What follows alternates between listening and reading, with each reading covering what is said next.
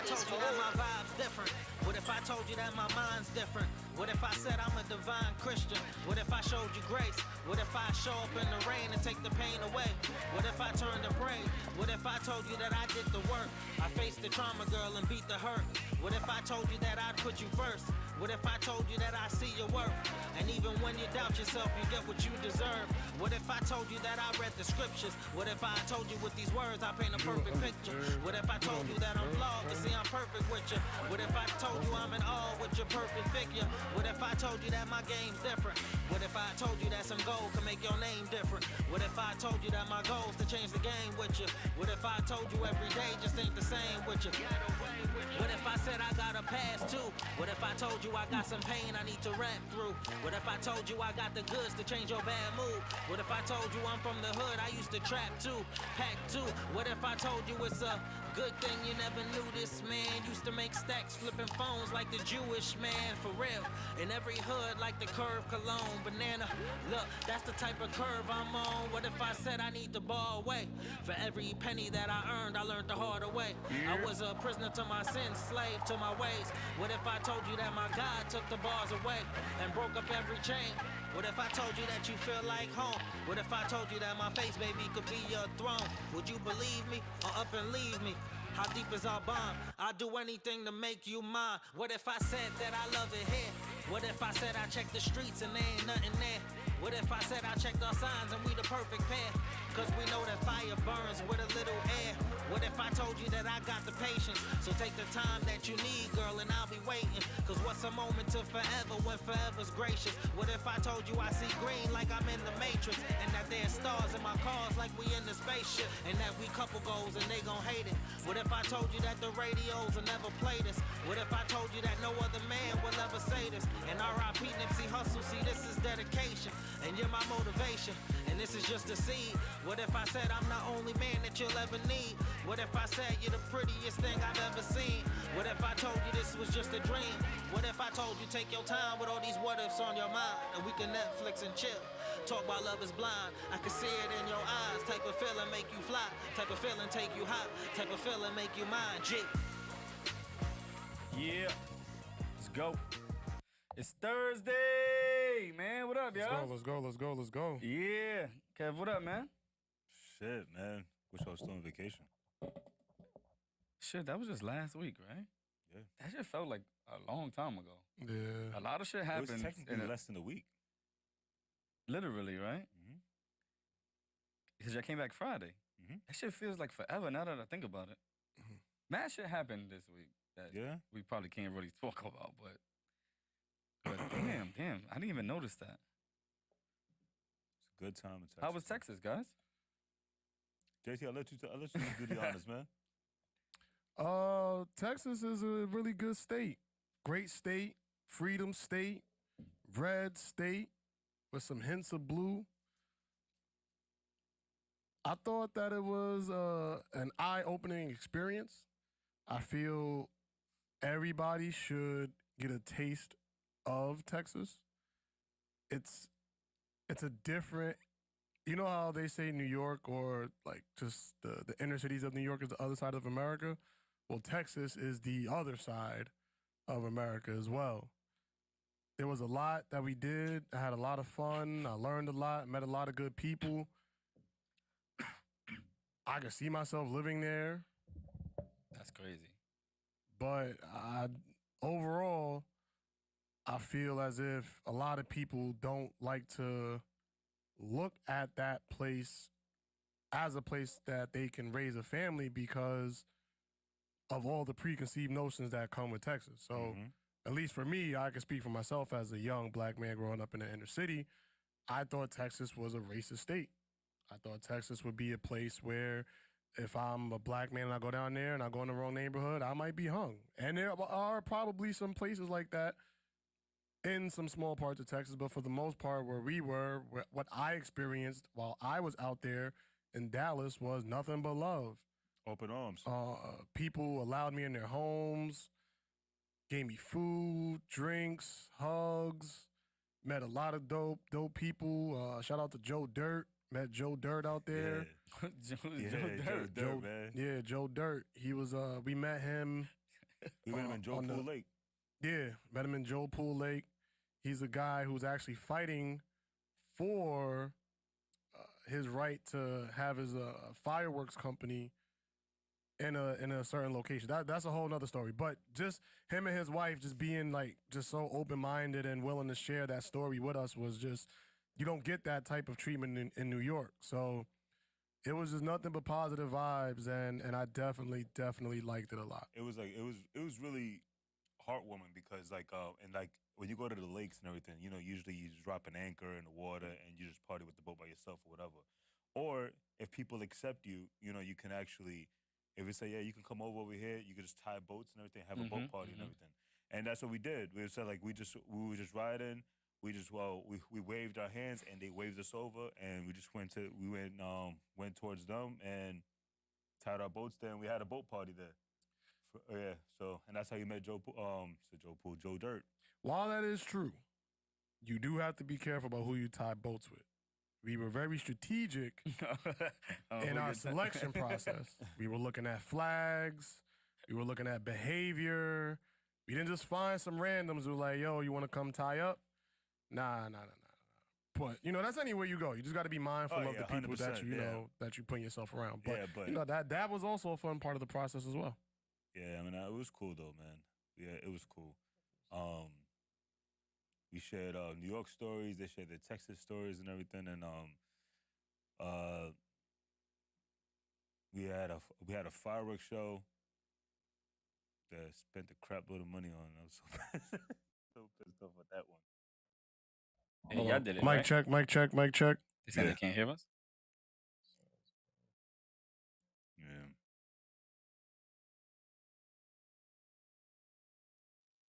All right, cool. Mic check. Let us know if y'all can hear us, please. Could be the shit that they changed over. Mic check. Mic check.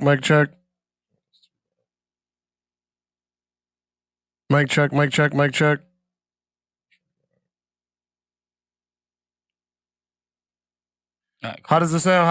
Let us know. All right, sounds much better. Emmanuel, what up? Chris, what up? Mikey, what up? Bugs, what up, man? Thank you. He said he hear us. But yeah, you was saying? I forgot what I was saying now. First thing off the plane, we went and made a pretty interesting purchase. I can't say over YouTube Airways, but it was definitely an experience of Texas right off the plane. Yo, we going right here. Boom, we going to take this cash, make this exchange. Yeah, that is true. Because this was not a trade. This was an exchange. You should have saw JT's face, right? Because JT's not used to this type of crap. So he's like, because he's from New York. He's like in New York, and then so he go. It was just bad funny how they.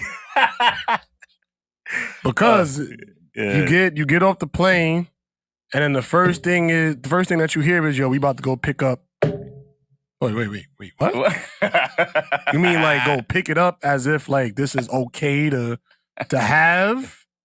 Yeah, like don't worry, like welcome to Texas. You good. Yeah. You sure? Like I am not trying to go drive with it. Be around this and we not supposed. Can we do this here? Are you sure? Yeah, no problem. Second Amendment state. Okay, cool. Go make the purchase. Go make the exchange.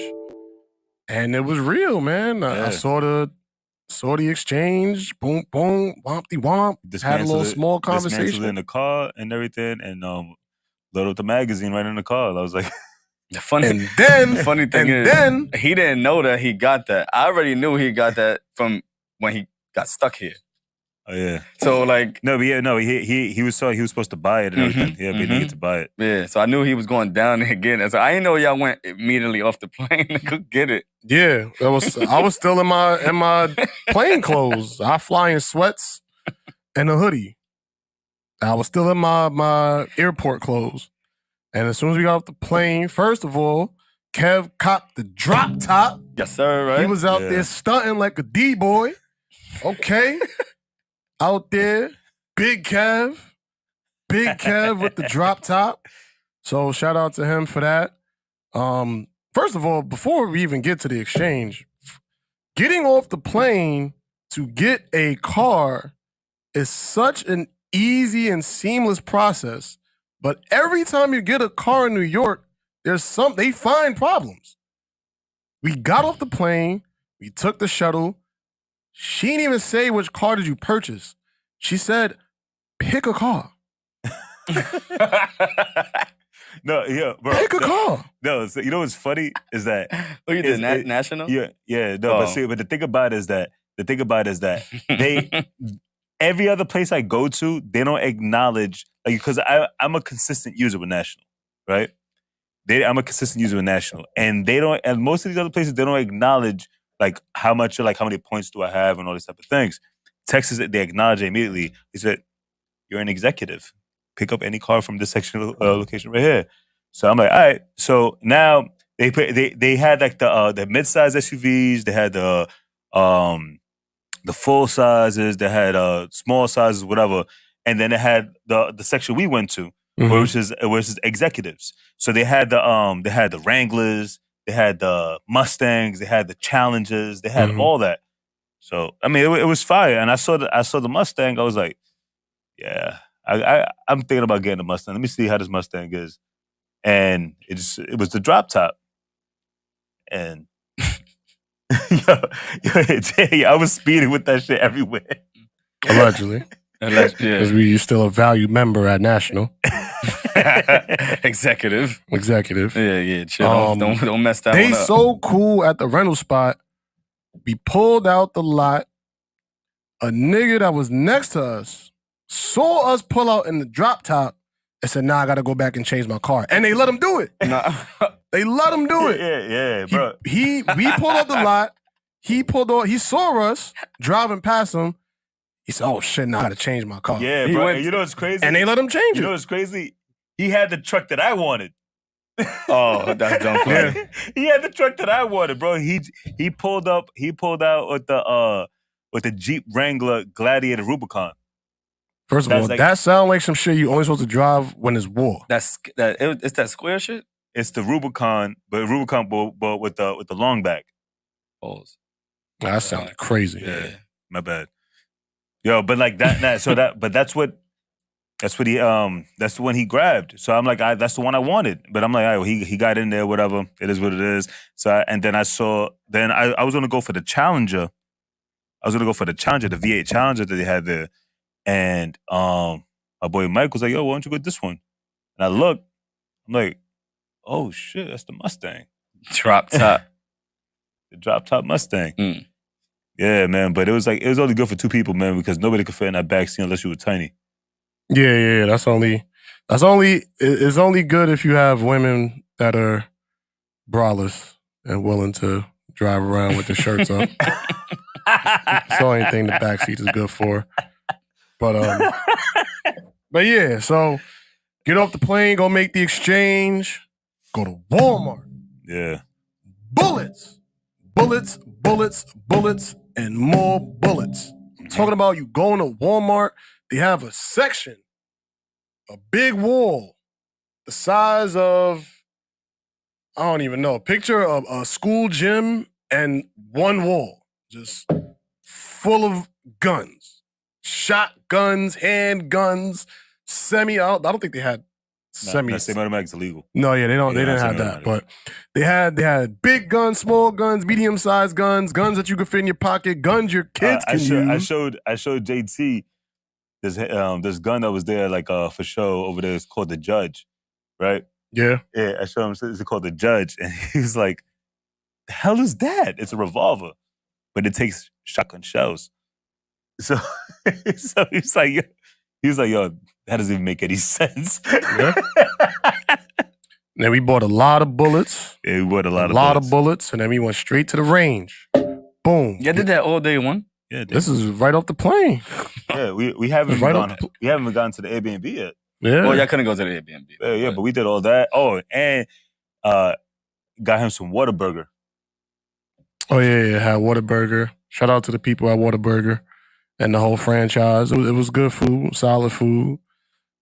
We had a couple of good restaurants out there. Waffle House, Whataburger, In-N-Out. Yo, no, we went to only to like these fast food spots. Man, we didn't get any barbecue, but we went to these fast food spots and everything. It was just convenient. And In-N-Out, just not my thing. A lot of people say it's garbage. I wouldn't say it's garbage. No, it's not garbage. It's just not. It's tolerable. It's just not something. Hey, let's go to In-N-Out. That's not. It won't be something for me like that. I look at it like Sonics. You go for the experience. I don't like Sonics either, though. Sonics the only thing they have good is the milkshakes. Yeah, but you go for the experience because of the name, and then after that, it's like, all right, you did it. So off the bucket list. I don't think I'm ever going back to In-N-Out, but Whataburger was good. Waffle House was fantastic. Yeah, that was convenient as hell. And that was cheap. fantastic. And cheap. It was next to you? Yeah, I mean, it was about a mile away. It wasn't bad. That's not bad. Yeah, it was about a mile away. And then the Airbnb, I'm jumping. And everybody that worked there had teeth. You know, you go to Waffle House, like almost nobody has teeth that works there. Yeah, there was a really nice waitress the first time. She was really, really nice to us. Yeah, and everybody else had teeth. So that's we go into the Waffle House with the red hats. Niggas is like, they are not from here.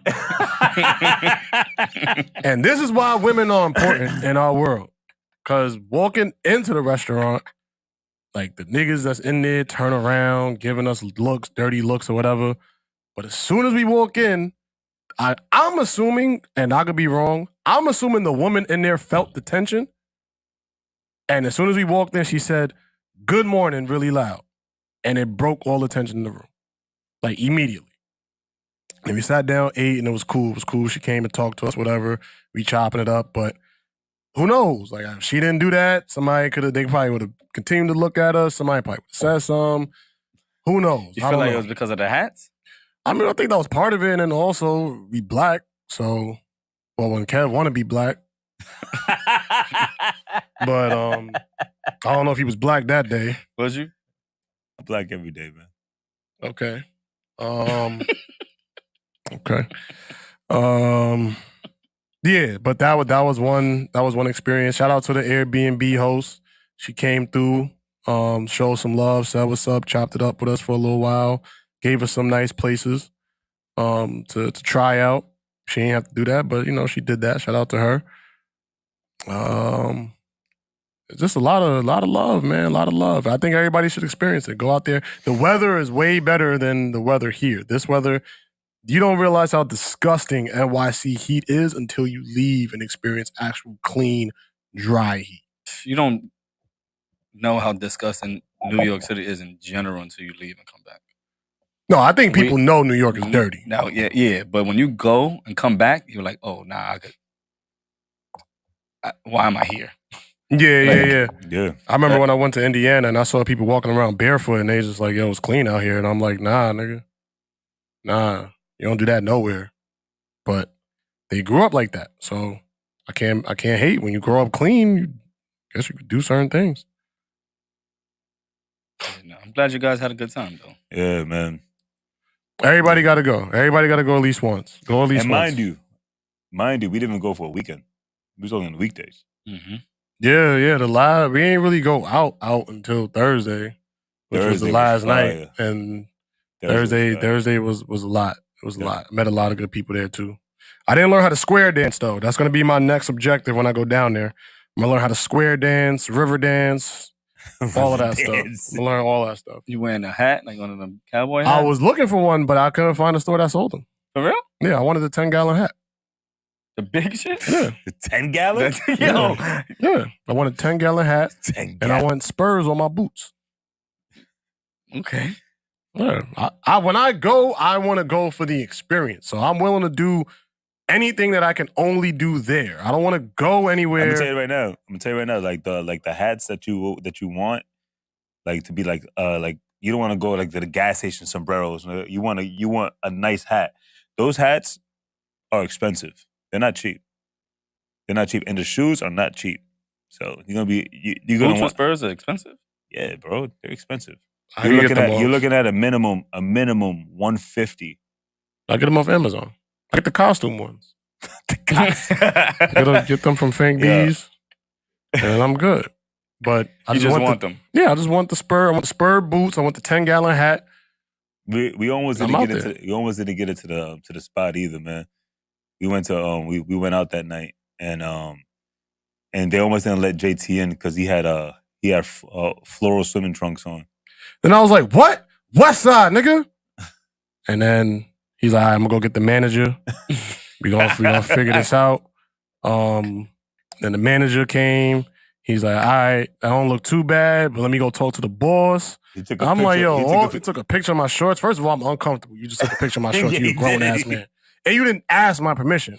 He just did this. I'm going to take the picture of the shorts. Boom. I'll be right back in about 15 minutes. And I'm like, yo, like, you could do that, crop that. What are you doing? Bro, he said 15 minutes. Came back like 40 minutes later, and I didn't realize that shit. I didn't realize that. I was having fun outside. So I was extremely uncomfortable.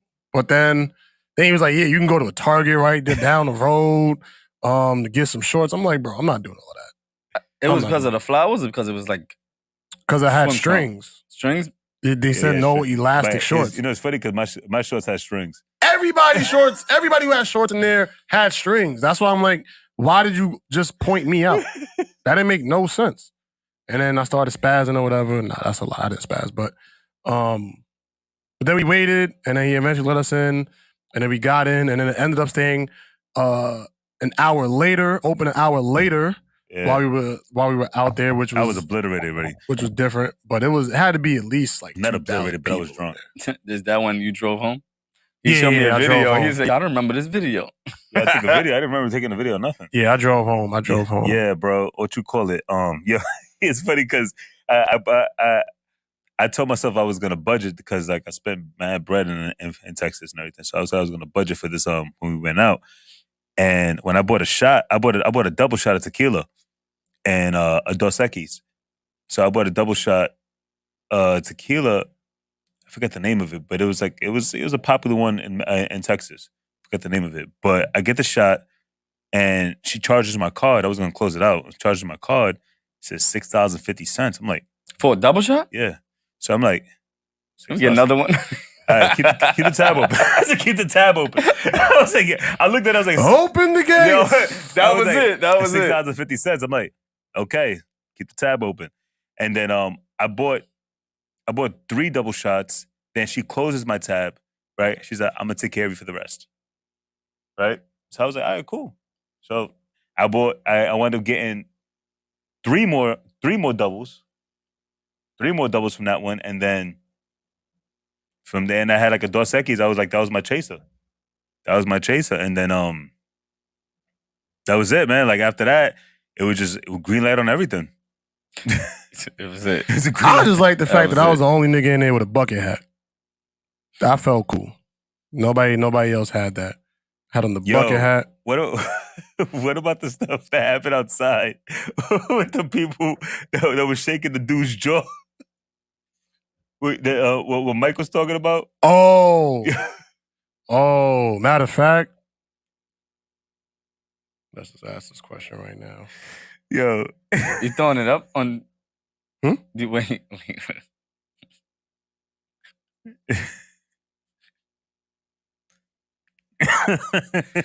I don't even know. Just scroll through that and let me know your thoughts.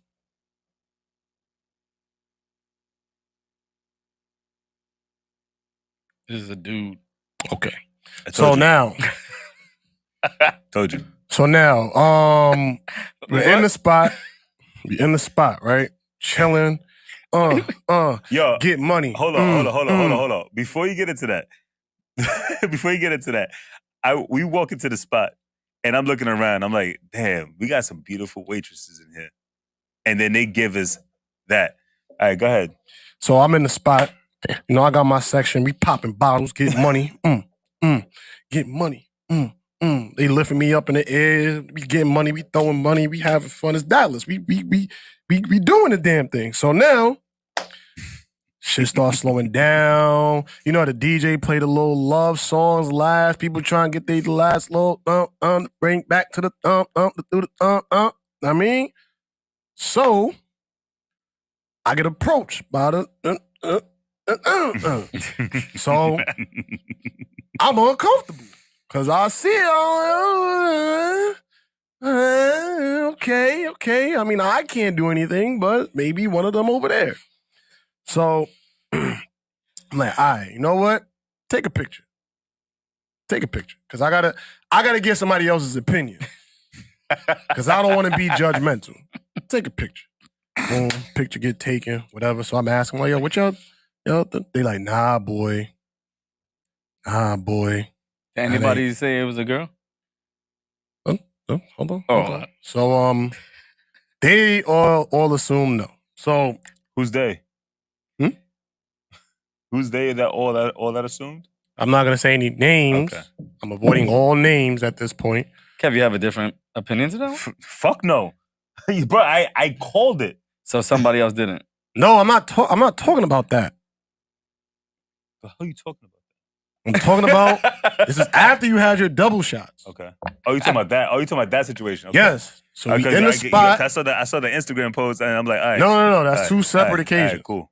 I'm saying I'm setting the picture. Like, this is the shit that we had to deal with in Dallas. Okay. So now, like I was saying, in the spot, get money, popping bottles, popping champagne, pouring it all over titties, and it's crazy. It's nuts. They wilding out in Dallas, right?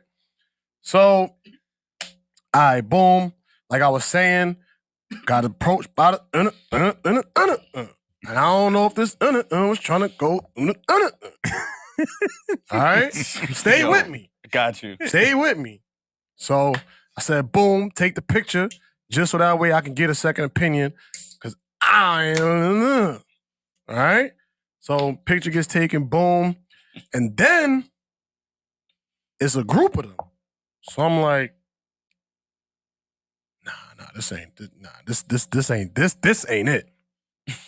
No, this is not it. Y'all over there abort mission.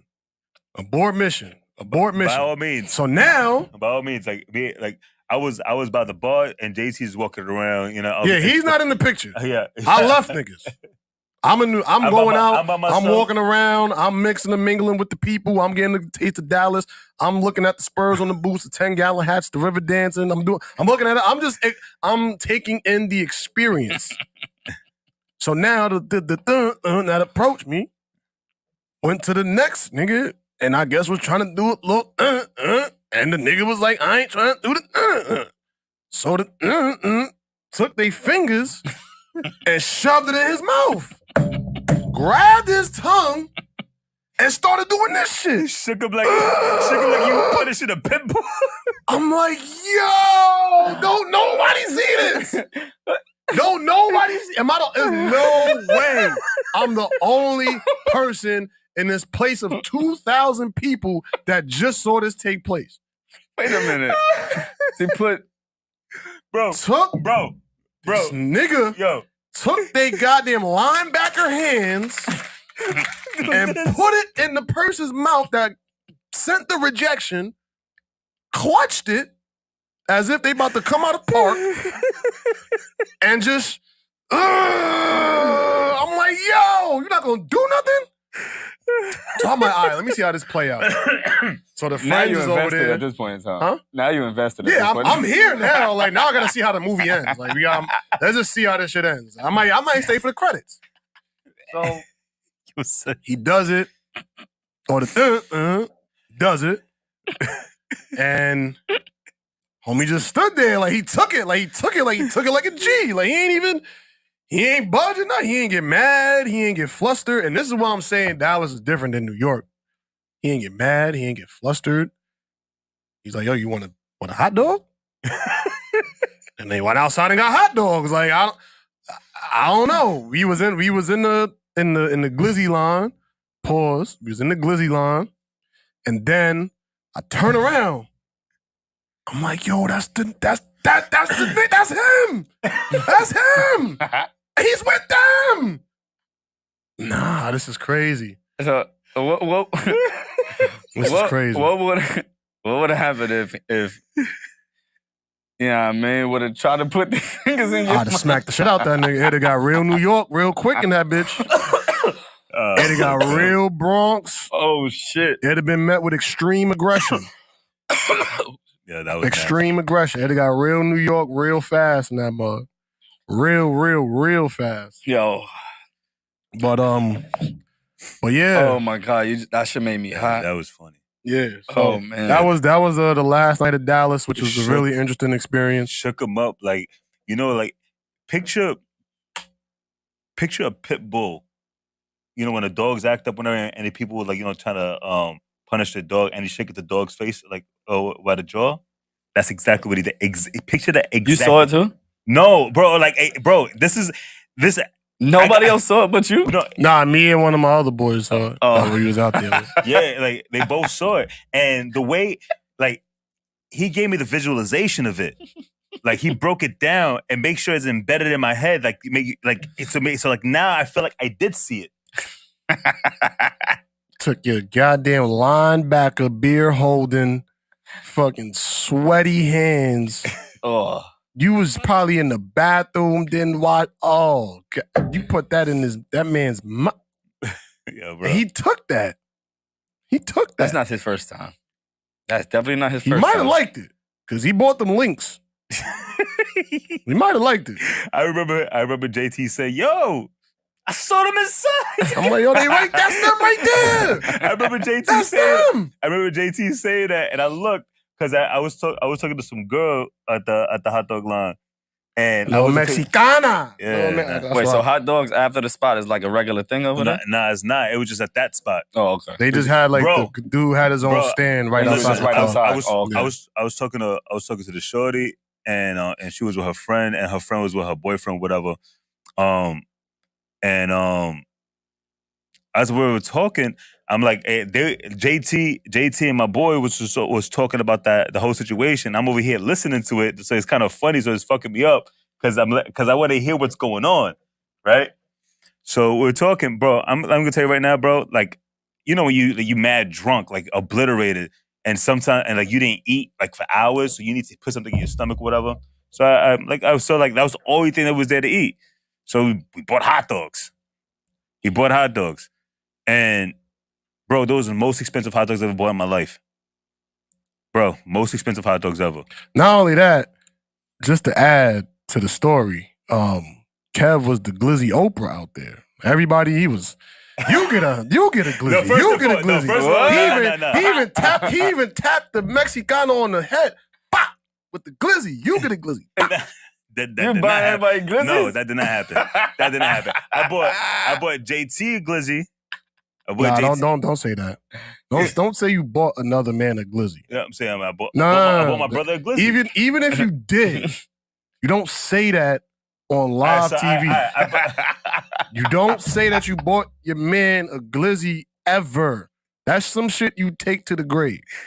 I bought my people I was with glizzies. There you go. I bought my people I was with glizzies. I wasn't with you at the time. Not with you at the time. You was there, bro. I was not with. No, you was in line. Anyway, I bought the people I was with glizzies, and so I was talking to her and her friend. That's it. So that was it. Nothing crazy. All right. So, but he said I was a glizzy Oprah. Now they got a question. Did you eat it though? Who? Eat what? The glizzy. Hell no. He's capping. Hell no. He's capping. Nigga, I put that shit in the back seat of the convertible and let it fly out. That's what happened to that glizzy. If it was ever purchased. How many you giving? He's buying everybody glizzies? It was a lot of happy people leaving that line. Let's just say that. That's because you wanted it. You like you ain't want to wait no more.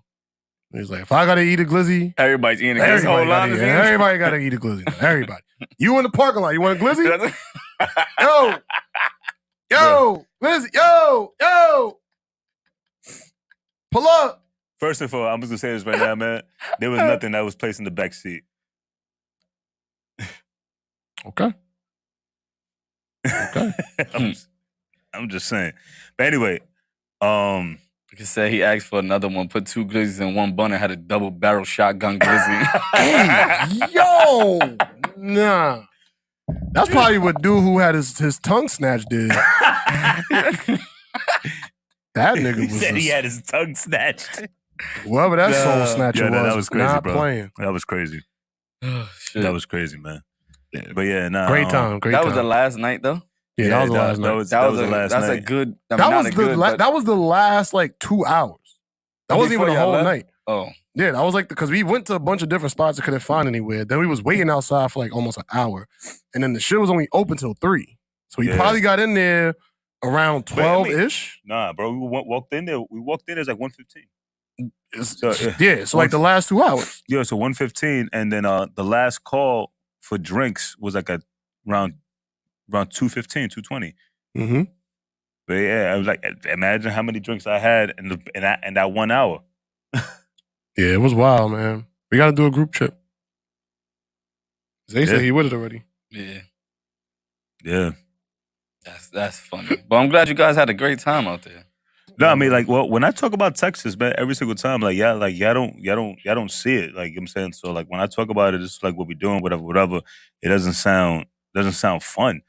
But it's like that type of stuff is what we do all the time in Texas. All that type of everything we did there, that's the type of stuff we do. I just make sure. I'm sorry to cut you off. This nigga found an Airbnb in the fucking projects. I'm talking about, we go in the hallway. First of all, no, wait, hold on. First of it all, wasn't the projects, man. You had to walk up the stairs. That's first and foremost. You know what I found out? By the pool, there's an elevator. How many flights you had to go up? 2 flights. 2 flights. 2 flights? You was on the second floor? It don't matter. There was an elevator the whole time. I found out there was an elevator because I was talking to her and I was like that. It was pretty hectic walking up the stairs being drunk. She was like, "Why didn't you take the elevator? Like, where's the elevator? Oh, use the entrance by the pool, and you just walk up." You still have to walk up. You know, walk up the elevator. So go to the elevator. And then you go up the stairs. Niggas playing dice in the hallway. Nobody was playing dice. Fucking ceiling fans in the hallway not working. Mad hot. Walls is yellow. The walls was yellow. Fucking padlock on the door. Shit don't even take a key. I'm like, how did you find this place? Airbnb. Yeah, but bro. the inside of the place looked great. Yeah, listen. First and foremost, the place had a balcony. That's one. It was a nice little spot, right? AC was bumping. It was not the projects. I should have took pictures of that shit. It was not the projects. Yes, they did have ceiling fans in the hallways, but it also had no windows in there. So I'm saying everything was open. It's open space. It was not the projects, man. No windows in where? The whole Airbnb? No, in the hallways. Oh, okay. So I mean, but it's like, listen, he just didn't like it because, and this is JT being JT. He seen a person of color on the grill, and he says, "You got us in the projects?" That's exactly what happened. And they looked like that when we was walking in the hallway. The man was making food at the barbecue grill that was by the pool, and he happened to be a person of color. And he looked at him, looked at me, and says, "You got a spot in the projects?"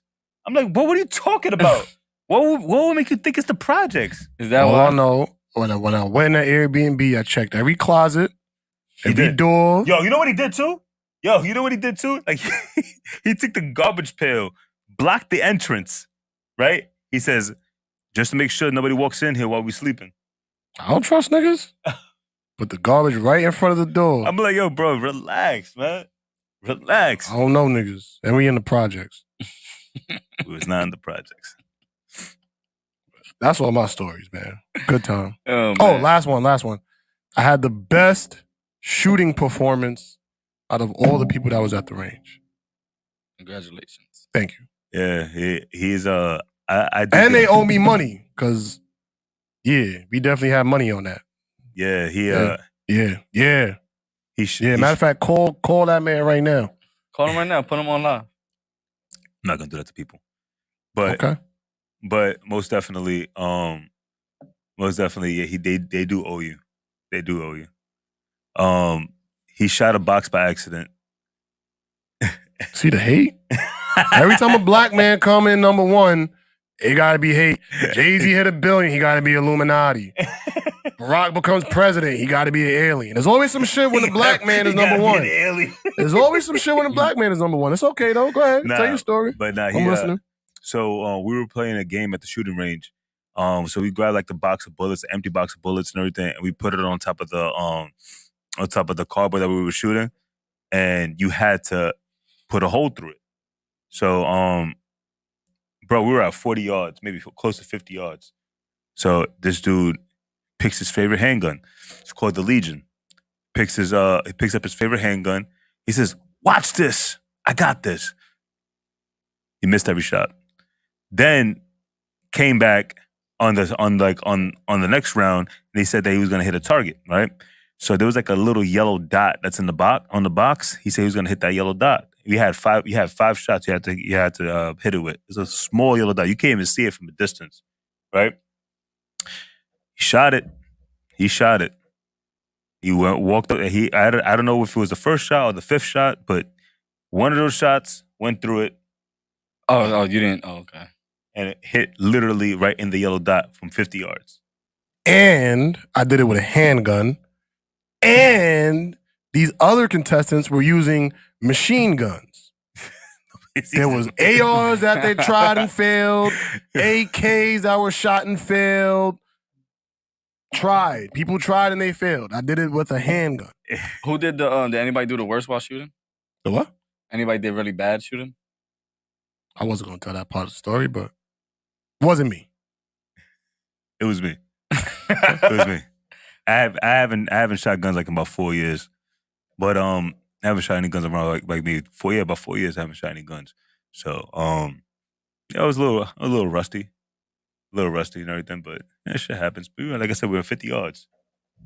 So I was looking like Will Smith in Bad Boys. I almost hit the roll. If I'd have hit the roll, I might have moved out there. I should have tried to do the roll. Then just jump down, freeze, and just hit this. If I'd have did that, I'd have moved out there. Yeah, he lit off. JT lit off the P90 Ruger. He lit off the Legion 9mm. He lit off the AR-15, AK-47, AR pistol. What else? The AR pistol's crazy. That shit is crazy. Yeah, it is. Yeah, people ain't ready for that. Great time, man. Great time. They definitely go out there, experience it with your families and friends and loved ones. And just get out of New York. Get out of New York, please. I beg you. Get out of New York. Forever. Forever. Yeah, right. Yeah, shout out to my boy Jay, man. He bought a crib earlier this year, and he bought a house this beginning of this year and everything. In the country, man, he bought the house for like $600,000. But of course, the prices of how property went up in Texas because people are moving over there because they're trying to beat these crazy taxes. So what's going on in California and New York and all that other stuff, whatever. So they go to Texas, and so the prices have gone up. But he bought this house for $600,000, 2 acres of land, and the house is like 3,200 square foot. It's a beautiful home. And I see stuff like that. I'm like, $600,000 here in New York. $600,000. I should get you a pizza. Get you a pizza.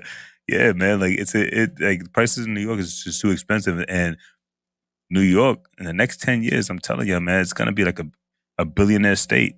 Like if you don't have like a salary of at least $400,000 to $500,000 a year, you won't be able to live here in the next 10 years. Mark my words. Niggas can't even afford to live here now. Yeah, and it's gonna get worse. It's gonna get worse. People are gonna beg for socialism here in order to live here. So is that your final stuff on Texas? Yeah.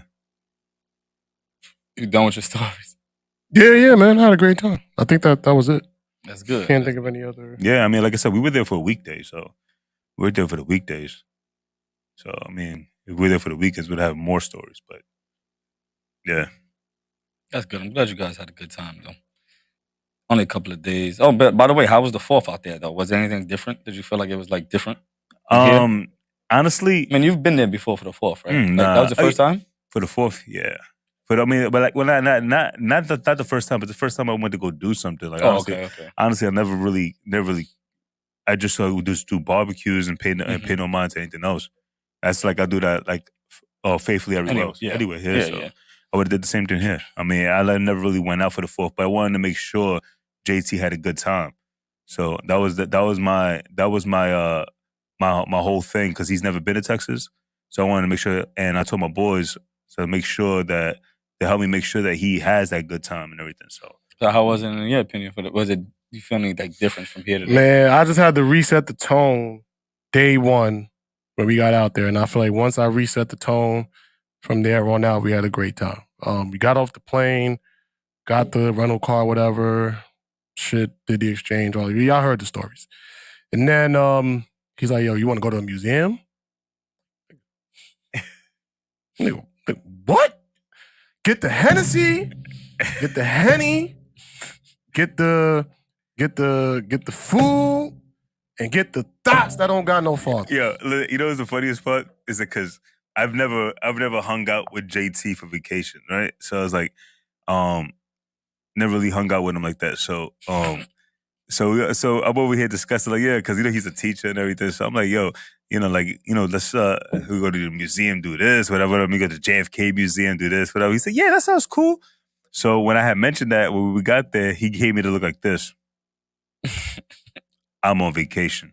I was like, get the Henny, thoughts with no fathers, and wings. And we good. That's all you need on vacation. Oh, man. Henny, wings, and thoughts with no dads. And peanut butter and jelly. Oh, yeah, PB&J. Yeah. Always the go-to meal. Yeah. That's what you have for snacks? Yeah, that was his breakfast. Yeah, this nigga bought a fucking container of potato salad. Like, what? Okay. For what? I don't breakfast? know. I don't know. They bought a container of potato salad. I bought a container of potato salad. And I buy potato salad because that's my go-to. I need carbs and and something that's high fats in case I have a hangover or something, right? And I don't feel like going to the store. I have potato salad. I make potato salads when I'm drunk. Like when I'm hungover. That's what I do. So I bought the potato salad just because of that. It's convenient for me. You can have some if you like them, but I bought it because of that. Potato salad. I wasn't gonna go buy actual potatoes and everything because we were gonna be there for 5 days. So he bought a container of potato salad. The mustard one too. Oh, Southern. Hell no. That shit was fire. You bugging. Okay. You're the only one that knows the truth to that. I was eating that shit like it was ice cream. ugh. But nothing else, just that? Yeah, man, it was fine. And so I wound up eating that for like a breakfast and everything, and then I was like, let me try a peanut butter and jelly sandwich. Then I got addicted to that because I forgot how good PB&J is. Always does a job. That's a fact. All right, but we done. Damn, that was crazy. 45 minutes on Texas. That's good. I'm glad you guys had a great time. Yeah, man. I've invited you 1,000 times too, man. Nigga, I said no. Yeah, I know, but I'm not talking about this trip. I've invited you prior to that too. It's okay, don't gotta dwell on the past. There's a future. Now a lot of people want to go because they saw JT having fun. We out. Listen, come with me, I'll show you a good time. I'm a Texas nigga now. I don't know about him. You can come with me, I'll make sure you good. All right? You know some people out there? I know some. I can make some couple phone calls, and we good. We good. Come with me. All right? He can come too. He'll be there. He can come too. But if you want to go have a good time, let me know. All right, cool. But we out though. We everybody do want to take a trip, so. Yeah, though, like don't think all that's gonna happen too. Oh, y'all take a trip. We went all out for JT to have a good time. Not doing that again. Sorry? I'm sorry. What'd you say? No, I said I went all out to make sure JT had a good time. Not doing that again. That shit was like trying to make sure things was perfect. I'm not doing that again. That was like I'm not. We going out. Yeah, we going out. Yeah, we just do some regular going out shit. Grape jelly or strawberry jelly? Great. Isn't strawberry jelly jam? They have jam and jelly. But isn't What's the difference between jelly and jam? Texture, I think. It's different processing. Jam is... I always thought strawberry was jam and grape was jelly. Nah, they got grape jelly and jam. Okay. Yeah, there's jam and there's jelly. Jam is different. Jam is actually good for you. What's the difference? Jam has more fiber. Jam has more fiber and less sugar. You looked that up? No, that's what it is, though. You can look at the nutrition facts on that. That's what it is. Difference between jelly and jam. Jam is made from crushed fruit or pulp. It tends to be chunkier, but not as chunky as preserves, and more flavorful and less spreadable. On the other hand, jelly is only made from juice or syrup, so it's easy to spread, but doesn't bring as much to the table in terms of flavor. Told you. You're right. Okay. Is that why jelly is typically cheaper than jam? Mm-hmm. Never knew that. So what you like, strawberry or grape? I like strawberry jelly. The strawberry jam and grape jelly. Okay. All right. Yeah, I grew up in the projects. We had the shit that gave you both in one jar. I hated that. That's the most disgusting thing to me in the world. How? Because one, I like my jelly cold. If you put that in the refrigerator, then your peanut butter's cold. So it's nasty. I don't like, you can't have cold peanut butter. What's like, okay, go ahead. No, I'm just saying because it's like, I mean, you can have cold peanut butter. It's just not. You can't spread that. You can't spread it. Absolutely. But the ones that come mixed in together, it's like more pureed. So it's kind of like, it's easier to spread than it's cold. Even when it's cold, it's easier to spread than regular peanut butter. Still peanut butter. So, and it don't. So let it sit off a little bit. I want to eat it now. Like, I'm not going to go to the refrigerator and be like, yo, I'm going to take out the peanut butter jelly because I want a sandwich in 20 minutes. I mean, it's perspective. So, you liked it? Like what? Both of them together? No. It's disgusting. That's poverty shit. And what I was going to ask was, like, what's like a meal that like just screams poverty every time you hear it? Corned beef. I was going to say corned beef hash. Powdered meat and crackers. Huh? Powdered meat and crackers. Powdered meat? Potted meat and crackers. The fuck is powdered meat? Yeah. You don't know what potted meat is? No. Damn, bro. Like yo, richer than me? What is it? Potted meat is it's like a small can that has it's like for 20 cents or 30 cents, and you eat that with crackers. Salchicha. No, talking about Vienna sausages? Potted meat. No, it's potted meat. It's like it's freaking mashed meat in it. Potted meat. Look at potted meat, bro. Like yo, damn, bro. Yeah, frustrated? No, I'm just saying. Like, nigga, man, we don't know what potted meat is. Imagine I did that every time I was a teacher. Nigga, you know, look it up. Like, look at potted meat. Yeah, eggs and rice. Eggs and rice. Eggs and rice is a Puerto Rican dish. Frank and beans with white rice. Mm-hmm. Powdered meat is crazy. I was gonna say cereal with water. Nah, cereal dry. I'd rather that before. I still eat my shit like that. Like I don't even. Yeah. I still eat it like that now because I don't really care for the milk. Vienna sausages, cheese and crackers, Spam. Oh, shit. Spam is good. Oh, fucking potted meat. No, but like white rice and eggs. That's a Puerto Rican dish. White rice and eggs is a meal. I keep that shit. That's a Puerto Rican dish. Put white rice and eggs. You can actually. I went to Puerto Rico. I ain't never had that shit. No, I mean they have it as a meal. I think they do have that as a meal over there. Yeah. I went and I ain't had that shit. You could get that shit now too. I think I had. Matter of fact, I had that in Colombia for the last day. I just had eggs and rice. That's breakfast. Yep. It's a breakfast dish in Colombia with tomato sauce. Nah, Mo going crazy. He said sardines with crackers. Nah, what? Yeah. Sardines like the fish? Yeah. I'm not gonna lie. I always thought that was some shit. I'm not gonna lie to you. When I was in Albany one time, I was living in Albany for a little bit. That was Akai's favorite dish. Akai used to eat that shit every fucking time. What? Sardines? Sardines. He went for the sardines in a can, and it was just like that shit stink too. Turkey wings. Turkey wings scream poverty to me. That shit is that shit is expensive to buy. Disgusting. Poverty. Turkey wings. If you ever have dinner and I ask what y'all eating and you say turkey wings, I'm not going. Tuna fish and crackers. I still do that. Tuna fish and crackers. That's valid. Tuna fish and crackers. Damn. Yeah, no funny shit. Spam is not bad, but he can't explain the taste. What is the taste of spam? You Shit, fry it? poverty, nigga. That's You poverty. fry it? You fry it, yeah. It's like frying bologna. Yeah, something that's what it would say, like You that. fry Yeah. you fry that. You fry bologna like bologna and rice. Oh, bologna is another. I That's, never that's liked poverty. bologna. Bologna and rice. Isn't bologna just all the meats together? Oh no, I just Yeah. know. It's the same thing like Isn't it? same thing like Like hot hot dog, dogs. right? Same thing like hot dogs. Same thing like it's potted meat. Pig feet. Chitlins. Oh, Oh my like- fucking god. Gizzards. Oh, yo, you ever smell chitlins? Yo. If you Yeah. want people to stop going to prison, fill up the prisons with the smell of chitlins. And niggas will not go back. That is the worst smell of any food I have ever experienced in my life. I never ate chitlins. You never smelled them. Yeah, I can tell you never smelled them. Nah, you can smell that shit. Yo. Oh my Yeah. God, yo. What it smells like? That shit can clear out an entire building. What does This it smell shit's like? strong. It just smell like strong animal shit.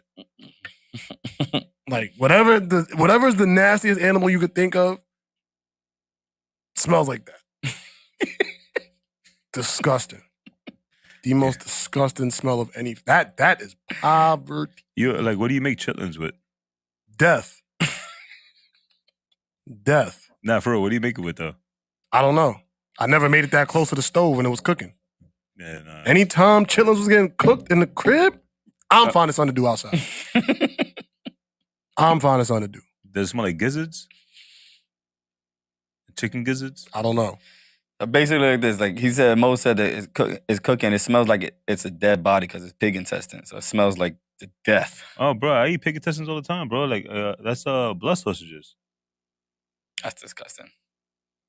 The blood I sausages. hate man. when you got that shit too. That shit is You good. got that when we was in Puerto Rico? Yeah, he gets Yeah. that shit all the time. You ate that shit too? No, I threw that shit in the garbage. Don't do that. Don't. I bought it. You I bought it? I bought it because that's when. What was it? No, they What they put a fresh pig on the broil.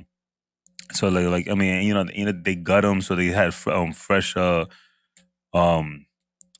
sausages and everything. So that's what that's what that is. So is that blood sausages? Is that what chitlins are? No, chitlins is some shit that's like below that. That's You- like you the said- end. That's the end of the totem pole. Is chitlins. You don't get no higher or lower than chitlins. Damn, I kind of want to order like blood sausages now. Ugh. But anyway, yeah, that's I like that shit, man. But Yeah. You had a lot of that shit in Colombia too. They came with that shit Nah, all the nah, time. I didn't- It was a little piece. yeah, they gave a little piece of that. they gave but, that. yeah. They had that shit all the time. Colombia food is trash. And But- of course, this is all said with love. Shout out to all the moms and grandmas and anybody who's in the kitchen making ends meet with this food. But now, we're a little bit older. We can laugh on it now. But we ain't like that shit when we was kids. Yeah, I had a wish sandwich, nigga. I just Damn. put like some fucking mayonnaise in the shit and wished I was eating something else sometimes. 'Cause That's crazy. shit was hard sometimes. Ramen. Ramen. Chitlins, you got to clean in vinegar. and Ramen wait is to good, flush man. out. I love ramen. We make Can we stop talking about chitlins? word. we make ramen and then you drain out the water. Or after you drain out the water and you put like a little of like little cheese and like a little mayo in there, whatever. And what? Cheese and mayo And what? and ramen. Mayo and ramen? Yeah, like not crazy amount, like half a tablespoon. Half a tablespoon. It's good. That's nasty. That- I'm never trying that. Yeah. Don't But knock yeah. it till you try it. Nah. But yeah, knocking shout out that to all shit. the parents that made it happen. If I would make it, you wouldn't even know the mayonnaise was in it. It would even taste like mayonnaise. I hate the taste of mayonnaise. First of all, you can see the consistency of the water. It'd be thicker. I just told you the water. You drain the water out. So you just eat. Wait, you eat it just the noodles with Yeah, the? just the noodles. I'm good. I do the cup noodles too. My fault. Yeah, we apologize to anybody who ever made any of that, but that's how life was, man. It was tough. Yeah, it made us tough. Mm-hmm. It made us tough. So we try anything at this point in time. yeah. Shout out to all the parents and grandparents that had a part of that experience. But yeah, try your best to stop. Yeah, You're still doing it. In my crib, that's how it was. They bought that whatever. If you ain't like it, then you don't eat them. That's it. You're not eating. So That'd be good. I'll drink some water. I've done that. Keep it a day. Oh, Kool-Aid. I've done that. Oh yeah. Yeah, Kool-Aid. Oh, yeah. Kool-Aid, nigga, that shit was hypertension in a pitcher. Mm. Mad sugar in that shit. And Tang also. Tang. Yeah, with the monkey. Yeah. Damn, I forgot about Tang. They still have the Tang patches. I mean things too now, right? They have the squeezable Tangs, Yeah. I think. For real? Think Yeah. so. Yeah, they got do. all squeezable They do. shits. Oh, didn't the guy we met at the park say that the person who made Drew the Hawaiian Punch character is from Throg's Neck?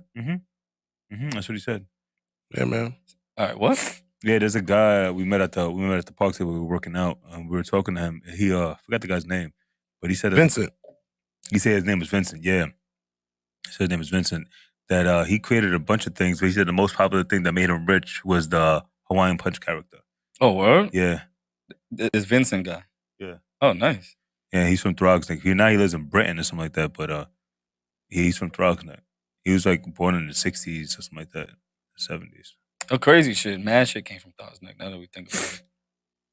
The birth of hip hop, Technically, Perfect hip hop came from Technically, Throg's yeah. Neck. technically going to be Hawaiian Punch guy. Came from 40 Throg's Central. Neck. Yep. 40 Central. We going up from here. Tommy's Pizza.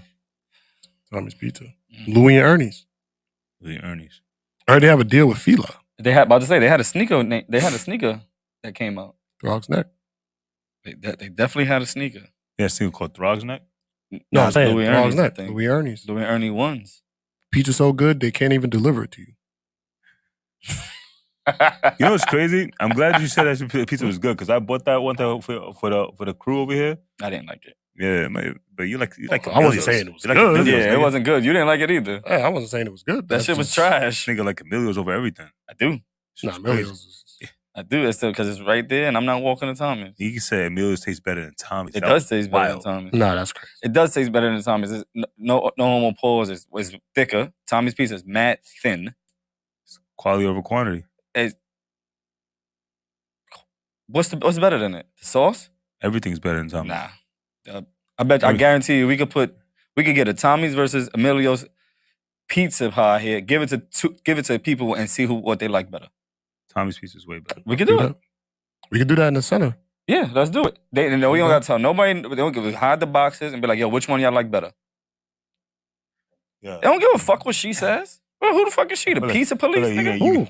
He about to cry. You hear this? Nah, He he about to- gonna call Yeah, Kayla like Kayla's the pizza police, nigga. He is the pizza The police. That's all fuck? she eats. That's all she eats is pizza.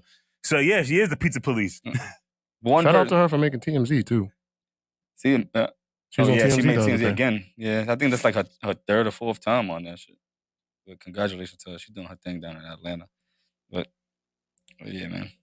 Yeah, man. So do you want to do it? You want to do it with the kids or you want to do it with adults? Because he's gonna, if anything, he's gonna have a problem. I would say adults only because having kids on can't like you just gotta get parental shit and all that. So We'll do it. it'll We'll- be easier with adults. I mean, we got What? staff there, so that's perfectly fine. Yeah, all right, cool. Bro, but what?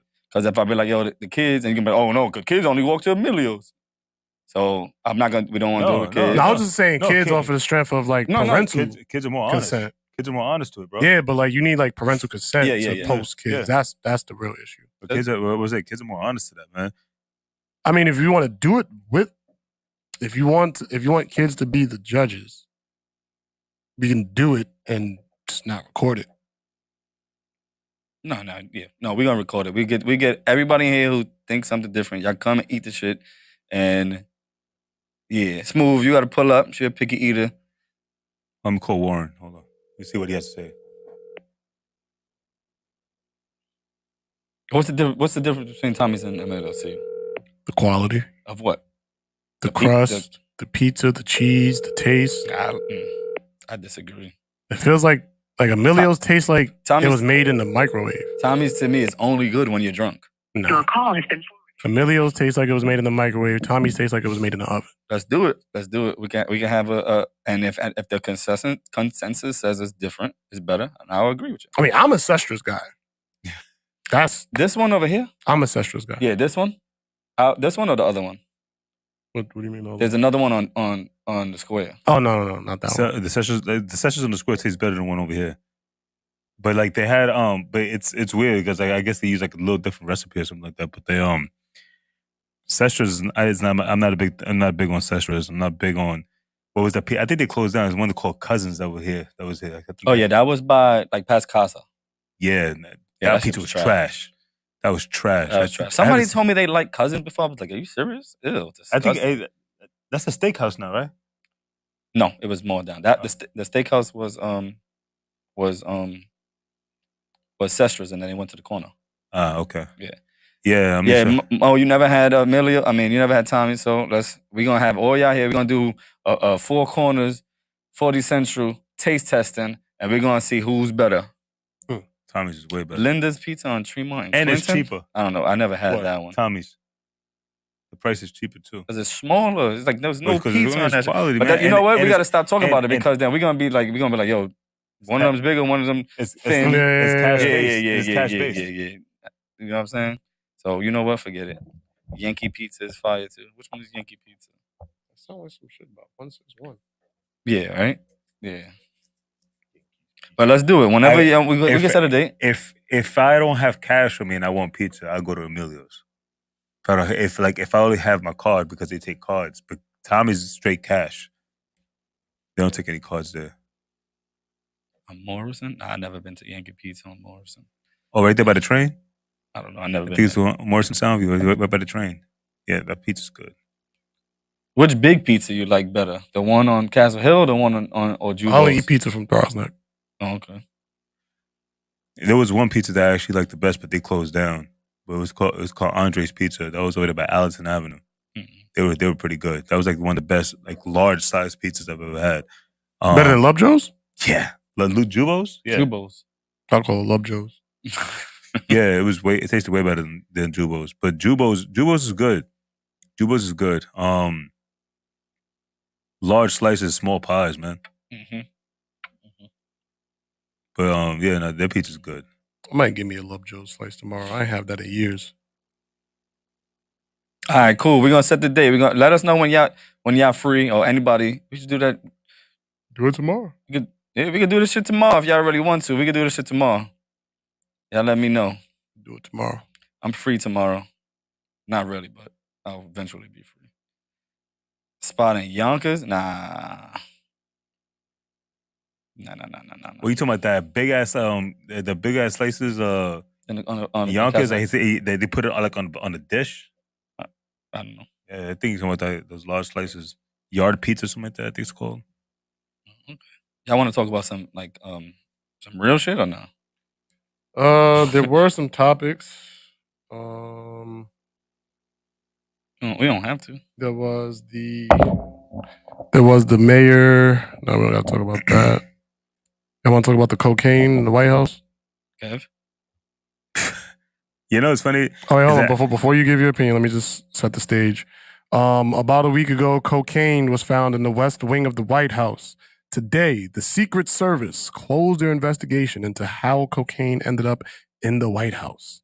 There was no surveillance video footage found that provided investigative leads or any other means of investigators to identify who the cocaine belonged to.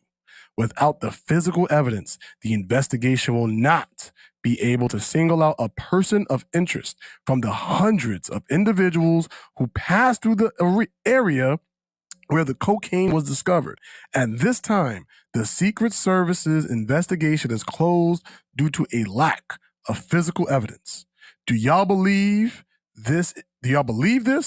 Or do you think they know who it belongs to, but it's covering it up? I'll put 15 minutes on the clock. Kev? All I'm saying is that I knew that they're going to throw this out. I said it. They were going to throw this whole case out. First of all, the fact, real quick, Kev. What? He definitely did say that. We was talking about it, nigga said, this shit going out the window, nigga. Fuck out of here. He said eventually they're going to say they don't know whose this shit is. And you say that immediately. Go ahead, Kev. Yeah, that was crazy. That was like I said that was gonna happen. The fact that they said that they're trying to identify to see if it is cocaine was crazy. You get arrested for a little bag on you or something like that. You going straight to the police and the precinct is verifying it is. Like the officer right there is verifying that it's cocaine right then and there. You mean to tell me that government officials couldn't figure it out? They're like, that was crazy. Like, bro, like it's literally it shows to everybody like this whole thing with the DOJ is unfair. You're willing to investigate Trump over the dumbest things that you have nothing on, and they keep saying they have cases on him. His boxes case is about to be thrown out. That's just about to be thrown out because they got no cases on him. But this situation is never being investigated with the cocaine in the White House. Cocaine that you don't even grow cocaine. You don't have cocaine plants in America. That shit came from another country into the White House. From who? And then they got a video of Hunter Biden yacked up on the balcony. You seen that video? Nah. You told me about it. It was like this.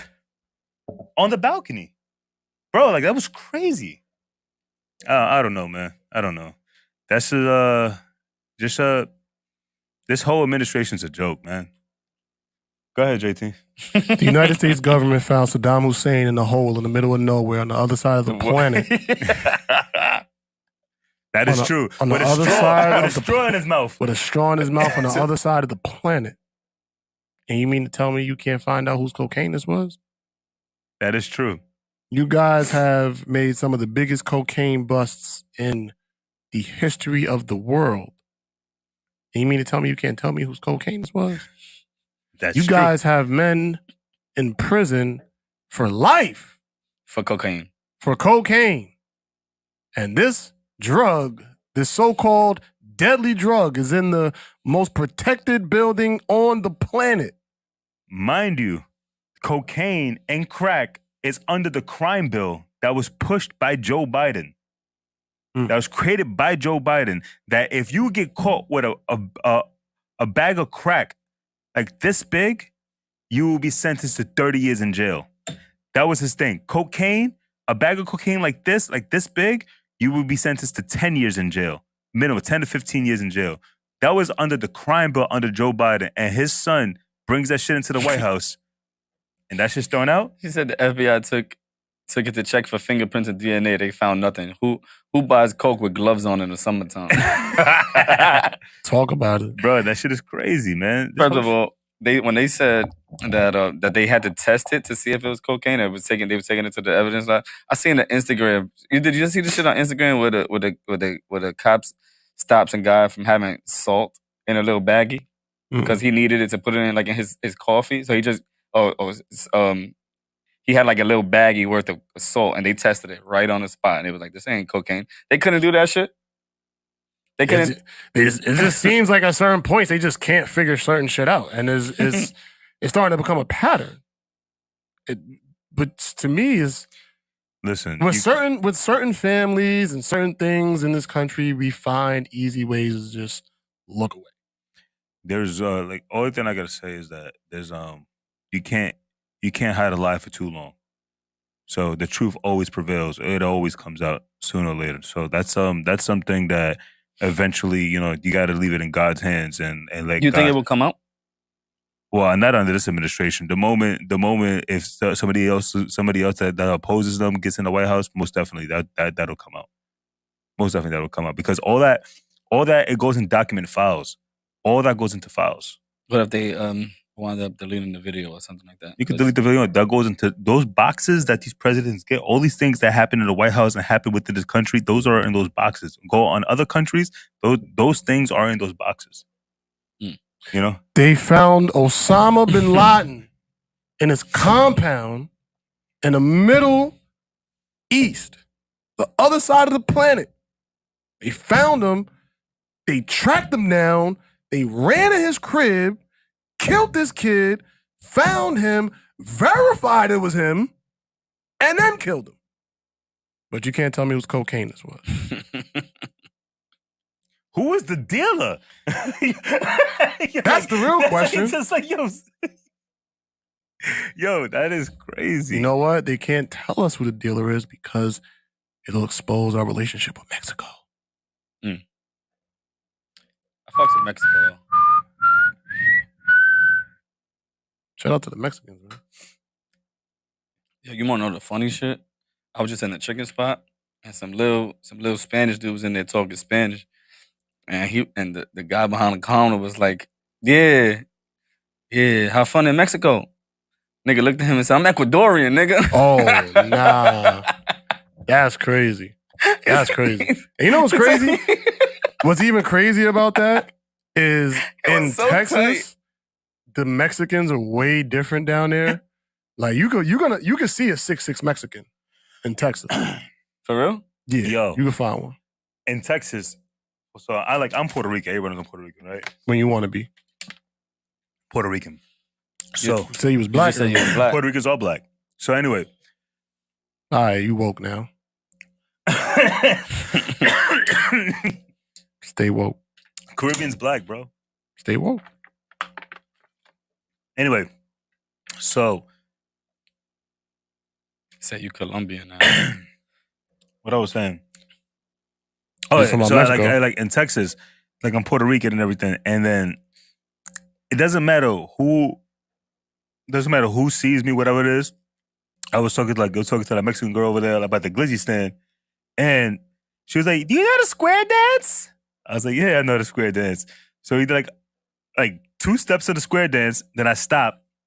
I'm drunk, and she goes, "You don't know how to square dance? Aren't you Mexican?" I was like, "No, I'm Puerto Rican." She goes, "Oh, so you're not Mexican?" I was like, "Nah." So us Puerto Ricans, all Latinos in Texas look Mexican. To Mexicans. Or to To everybody. Hold on, wait. I have a question. You look more Mexican than anybody else. Do you know how to square dance? Yeah, I've been doing a square dance. Okay, that's what I got out of that stuff. You know how to square dance. I've never seen you square dance. I want to go to a bar like square dancing. It's easy. It's really easy. Can we put on some square dancing music right now? I'm not doing it here, man. And I'm not doing it. No, I'm not doing that. Why not? 1, I don't have alcohol in my system. 2, Slide that down. I have no alcohol in my system. And 2, there's no girls here. You're doing it for the viewers on YouTube. You gotta come out. Okay, if y'all want to see Kev square dancing, we're gonna go to at the pizza party. At the pizza party. Yep. Nope. Let's do it. Nope. What if there's girls there and alcohol? That's all you. That don't mean anything. I'm not doing it. I'm in Texas. That's a Texas thing. Is there no like places where we could go square dancing in the city? Yeah, they got a bunch of spots, man. Yeah. I always wanted to go line dancing. They do it in Brewskis. Do they? Yeah. Brewskis plays a lot of country music, bro. Like, almost everybody that goes there likes country music. I never heard country music in there. They play country music all the time. I'd probably never noticed, but I've never heard it in there. They be playing hip hop. Yeah, on a Saturday night. That's crazy. Square dance. I would go square dancing. Would you go square dancing? Like I've been. Oh, you know how to square dance too? No, but I observed it when I was in Texas, and I tried to get people to teach me, and I got denied. So they're not that friendly, but but you know, it was nothing for real. But yeah, I've seen it. And I'm sure you could just YouTube it. It doesn't look complicated at all. It's not. That's cool. Let's do it. Pizza party, square dance party. Let's do it. Everybody got to come in there dressed in Texas attire, hats and Or it's not like Spurs. 10-gallon hats, boots with Spurs. Yep. Next time I'm going all out. I'm gonna give me a holster, carry it on my hip as I walk the streets. You could do that too. Yeah. You could do that. You could do that in Philly also. No, I ain't going to Philly. You could do that in Philly. Just put a gun in a holster and just walk around with it. They can't say anything to you. Philly has a whole plethora of other problems. The whole Pennsylvania is like that. Pennsylvania's a gun state. It's a constitutional carry. So did you see Kev square dancing? I don't recall, but I had we separated. Yeah, we went So I was there. We came in as a unit, and I'm like, all right, I'm out of here.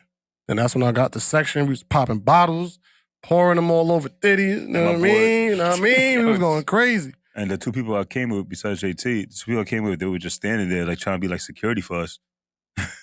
Yeah. That's And they had cool. them things. They had them things. She was whack. Oh, quick question. But when you go into a spot over there, like they don't check you for like no straps? Yeah. Some of them, it's a couple of the bars that we went to. They have the sign that says no firearms. Yeah. Oh, okay. Yeah, like they got to put the sign on because obviously everybody walks around with this shit. Yeah, so like supermarkets, gyms, libraries, stuff like that. They'll tell you that you cannot walk into this establishment with a weapon, and they don't have bouncers. Most of these places they have police officers. They have police officers like side jobs, real police officers at the front. But that's the scary part though, because if I know this is a spot where people don't have guns, I'm pretty sure the bad guys out there that are looking to cause harm know the spots that aren't going to allow people in without firearms. With firearms. So, the place we went to, they have a metal detector. There's a metal detector at the entrance. Like as you walk past the bouncer, there's a line that you walk through. We just didn't have to go through that. Yeah, but even never we didn't have to go through that because they wanted to apologize for the inconvenience of leaving you outside for like 30, 40 minutes and everything. So they just let you walk right in. But everybody else, they were going through that right behind the big, heavy white bouncer, and there was a metal detector right there. I didn't even peep. Yeah. Okay. Pizza party, square dance party, everything that's happening soon. Yeah. Let's all learn how to square dance. I'm with it. I'll do it. All right. Let's see. What else was talked about? The cocaine. All right. Really quick in sports news. It has been reported that Kobe Bryant will be on 2 covers of NBA 2K24. There will be a Kobe edition and a Black Mamba edition. Kobe has been on 6 NBA 2K covers so far. Do you think it makes sense, being that Kobe's jersey number was 24? So 2K24 is the reason, or are they just trying to profit off of his death, essentially? Both. 2K24, they was gonna put him on that probably anyway if he was alive, and they also gonna profit off of it just because of that shit anyway. So they know what they was doing. It wasn't like it wasn't shocking that they was gonna put Kobe on 24. Was it? I think if the unfortunate events didn't occur, he wouldn't have been on the cover. He probably wouldn't have been on the cover, but they would have made a Kobe Bryant 20. They would have made one with him on it, no matter what, because of the jersey. I don't think so. You don't think so? Why not? Because had he still been here with us in the physical realm, there would have been there are other players who would have been able to bring in way more profit than Kobe. Like Kobe is as great as he is. Like he's our generation, but the kids, you get a LaMelo Ball on the cover or a Ja Morant without all of these issues that was going on. Like that would sell more just off the strength of those people on the cover as opposed to a Kobe. That's exactly the reason why I say both, because they definitely using that because of his death, unfortunately. But I don't know. I think they still would have gave, like, you know how like they did. What I think they remember one year they did something. Then they did like the Legends shit. They made like everybody else a cover. It was like 3 people. I think Kobe was in that one too, right? They had like 3 different ones that you could buy. Yeah, I think it was Magic. Yeah. Bird, and then Magic, Jordan, or something like that. Yeah, remember it was like 3. So I think that they would have did that still. I think a limited edition one where you could do whatever thing that they have now. They would have did it. I think it's all profiting off of his untimely demise, unfortunately. Yeah, that's right. I think if they want to, if I'm the creative director of NBA 2K or I own the company or whatever, I would do right by at least putting some of the proceeds to one of his foundations or something. Like if you're going to use his name in this regard, like yes, using his name is a way to honor him, and I 1000% respect that. But I also think, especially with a Mamba edition, like that Mamba mentality is something that goes beyond. What's the difference though?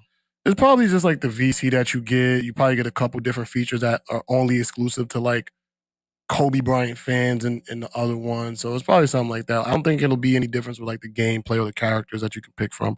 But I just think overall that if you really want to honor the Mamba and really, really protect and showcase that Mamba mentality, then you put some of those proceeds because you know it's going to sell. You know it's going to sell a lot. You know you're going to make your money back tenfold. Just take 24% of those proceeds and put it either to his family or to some type of charity. I think that's the best. Yeah, you may take a hit at the 24% mark, but at the same time, if this is about Kobe, y'all gonna be all right. At least for the Mamba edition. You could do it for the Mamba edition. The regular edition of 2K is gonna sell regardless. Yeah, but hold on. The game is $200? I think Smooth said the game is $200. Probably. That wouldn't be surprising. So if it's $200, then definitely yeah. That's what she said. Their proceeds, they better be giving her proceeds. She'll sue the shit out of them. Yeah, give them some proceeds, man. Nah, that's wild. $200 for a game though. Nah, that's and R.I.P. to the Mamba, man. R.I.P. to Gianna. Is it Gianna? Yeah. Gianna. I'm sorry. Gigi Bryant, and all those who lost their lives in that horrific helicopter crash. Super, super unfortunate. Yeah, sad that we got to have this conversation, man. But and I like that you said, like, to all the others too, because everybody keeps on forgetting all the other people just because Kobe and his daughter was on there, man. I hope their families are doing well too. Yeah, man. Super, super tragic. Yeah. Super, super tragic. But yeah, give those proceeds to his foundations, one of his foundations. I think that's the way to make it right. Are you buying that game? Me? Yeah. No, I haven't bought a video game in years, so I think that part of my life is definitely over. I'm looking to get back into it, but I don't think I'll be able to do that until like I'm in my 50s. Well, you could just settle down and just relax and play yeah. Then I'll actually probably get back into it. Right now it's all like go mode, grind mode. Like we already got things lined up, all this other stuff. So that's where I'm at right now.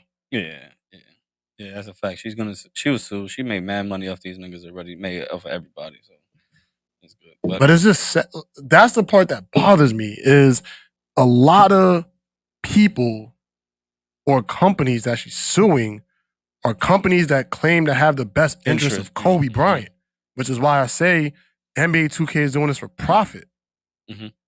Because it's not about the best interest of the family. Because if it was about the unless they have the family's permission, which I don't know. They probably do.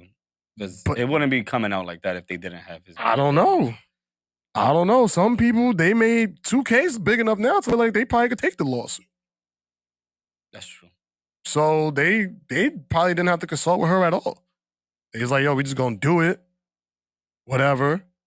And it is what it is. So they probably, but who knows? They probably consulted with her already. Yeah. I would hope so. I would hope so, but assuming that they didn't,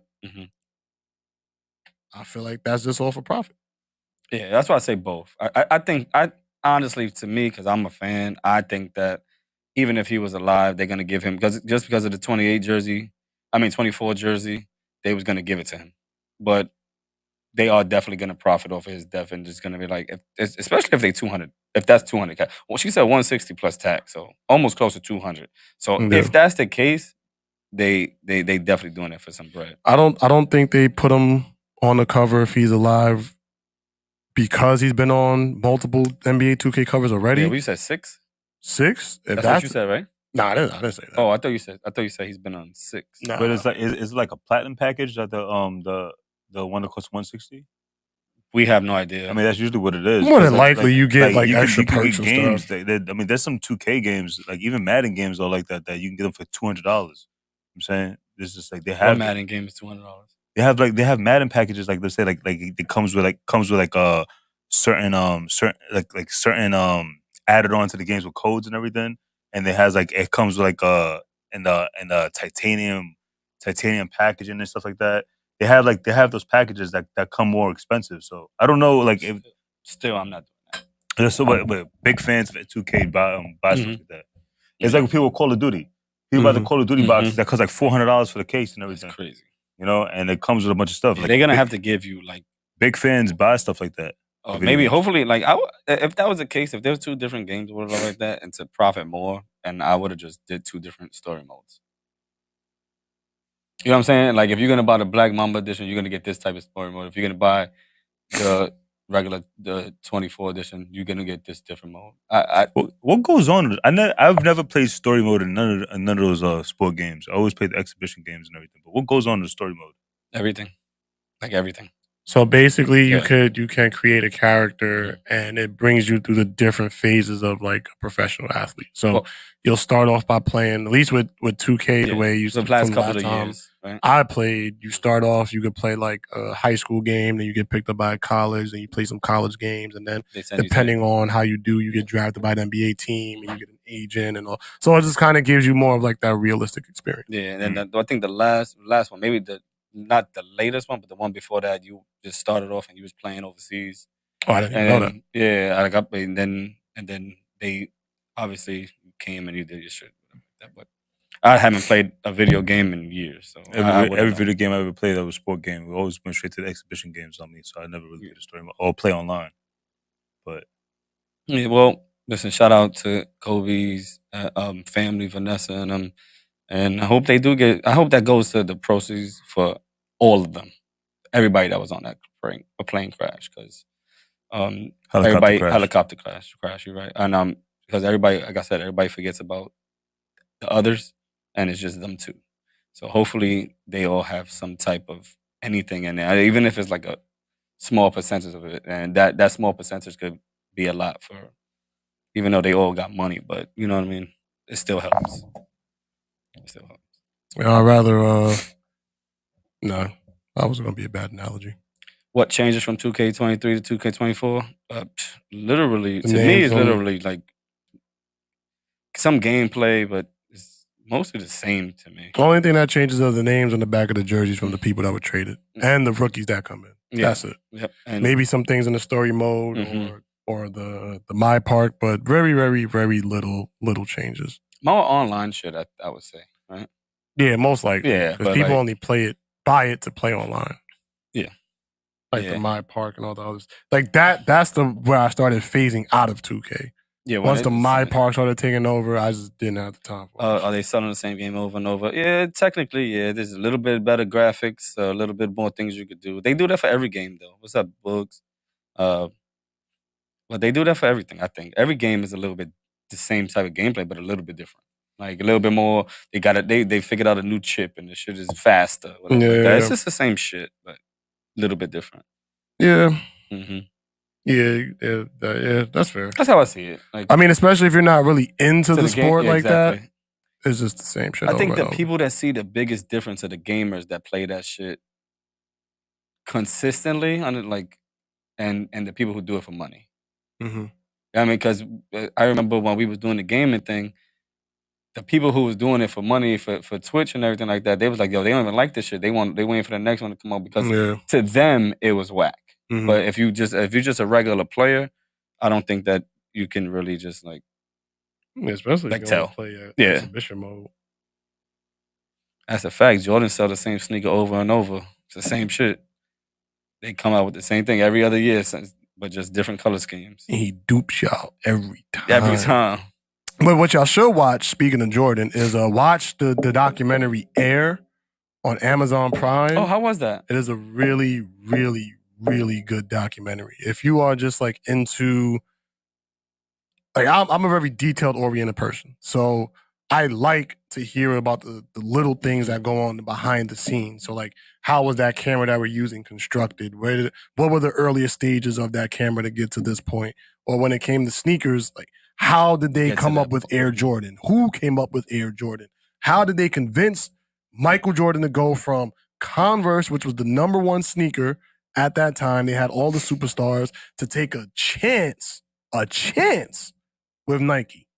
Knowing that Nike had no name, no brand, nobody had ever done a signature shoe before. They had nobody under them. It was a very small company, and they generated billions of dollars. It was good though. Really, really good. It's only on Prime. I believe so. Damn, I could find that shit. Watch that if you're into it, Yeah. and then you should have your kids watch that too if they're into like sneakers and stuff. That's really, really good because it shows also like the jobs that go behind sneaker design. So if you have a kid that's interested in sneakers, there's a lane for you to discover or build on that talent that nobody told me when I was 10, 11, 12 years old that, yo, I love Jordans, but you could actually get a job designing Jordan. That's a real thing. And we did that at the Nike headquarters too. Shout out to the Nike headquarters for allowing us to design our own shoe and build our own shoe. And now every kid at our school, every kid that was on the trip at our school is going to get a pair for free. When they getting those though? I don't know. Oh, okay. But next year probably. But what if the kid is not in school? Give it to somebody else. Oh, okay. It's simple. What else? What else are you watching right now? On TV? On anything? Yeah, TV, Netflix, Hulu. I just watched a movie on a plane about World War II, and I think it's called The Forgotten Battle. That was pretty good. I started The Man in the High Castle, another World War II. This is a World War II show, but it's about what would America be like if we lost the war, which I think is a really, really interesting perspective. Because, and this is just long story short, I don't know if anybody's any history fans here, but the main reason America is a superpower is because we dropped the atomic bomb in Japan, and motherfuckers was like, all right, we're going to leave these niggas alone. So that's pretty much what happened. Since then, we've been the number one superpower on the planet. Had the roles been reversed, because in the show, they dropped the atomic bomb on the White House. And we lose the war. Like a what if type of thing. Yeah. Okay. And then we lose the war. And then it goes into how everything from like Indiana, let's say the Midwest, is where it kind of gets divided. So the West Coast is owned by the Germans, and the West Coast is owned by the Japanese, and it's called the Pacific States of America. And the East Coast is owned by the Germans, and it's called some German shit. So it goes into like the story of how America would be. And one of the ways that they try to fight back is through media. So that's why it's called The Man in the High Castle, because that man is making films about what the world would be like if America won. And they're trying to suppress those videos. That sounds fire. Interesting. Where's that on? Amazon Prime. Oh, okay. You be watching shit on that. You know what? The crazy thing is Amazon Prime, there's like all them little shits be having like some good shit on there. Yeah. Apple TV, they be having some different shit that everybody got Netflix and everything like that. And I'm a YouTuber, so like I'll go and I watch a lot of interviews. Like I watched the Tony Yayo interview on Drink Champs. That was really good. I recently watched the Dame Dash interview. I don't know what he was on. That was pretty good. I saw clips of the Ja Rule interview. Have y'all been seeing that? Well, the only clip I saw is when he said they asked if 50 and him would be friends if he would have did the verse. Yo. That's the only thing I seen. When this interview drops, it's going to go viral. Because I've never heard him come out and speak the way he's been speaking on G-Unit, that whole era. Like, he's calling bitch-ass niggas and yeah, I seen a couple and of those. dum-dums and dummies and You know what's crazy? blah, blah, blah, blah. Who's interviewing him, though? Math Alpha. Oh, okay. Math Probably Alpha's gonna be on his interviewing Ja podcast. Rule. Mm-hmm. You know what's crazy is that, you know, everybody knows like I fuck with Ja Rule's music and everything, right? But it was crazy when Ja Rule had his VH1 show called House of Rule. 50 paid to get that shit off the air. Like 50 paid millions to get that shit off the air. And I remember Irv Gotti and Ja Rule was on VH1. I forgot what show it was. I would try to find a clip on but they were begging 50 to stay out of to not get a we could be cool, like such whatever. So like and Ja Rule and Irv Gotti were like basically begging 50 on VH1 to like basically, you know, just like to stay out of it. And is this like true facts? This is facts. It's on TV. No, that he paid for it to get off 50 the air? paid, yeah. According 50 always said, I would go broke before they can eat. But Ja Rule saying a lot of that shit is cap. 'Cause- He said the shit where 50 claimed to have bought the first 8 rows of his show, that never happened. He basically, Ja Rule was saying y'all got duped because by this man, and y'all just believe everything he say. And most of the stuff he say is cap. Who's to say who's Ja Rule to say that like that's not even true? Because at the end of the day, at the end of the day, it's like, yeah, he's gonna you're gonna try to say something regardless, so you don't look like the dumbass. Like people do shit like that all the time. I'm not saying everything 50 says is true, but bro, that was an empty concert. So it's either 50 bought all of it or nobody showed up to your concert. Like, is there any video evidence of that? There's a clip of it.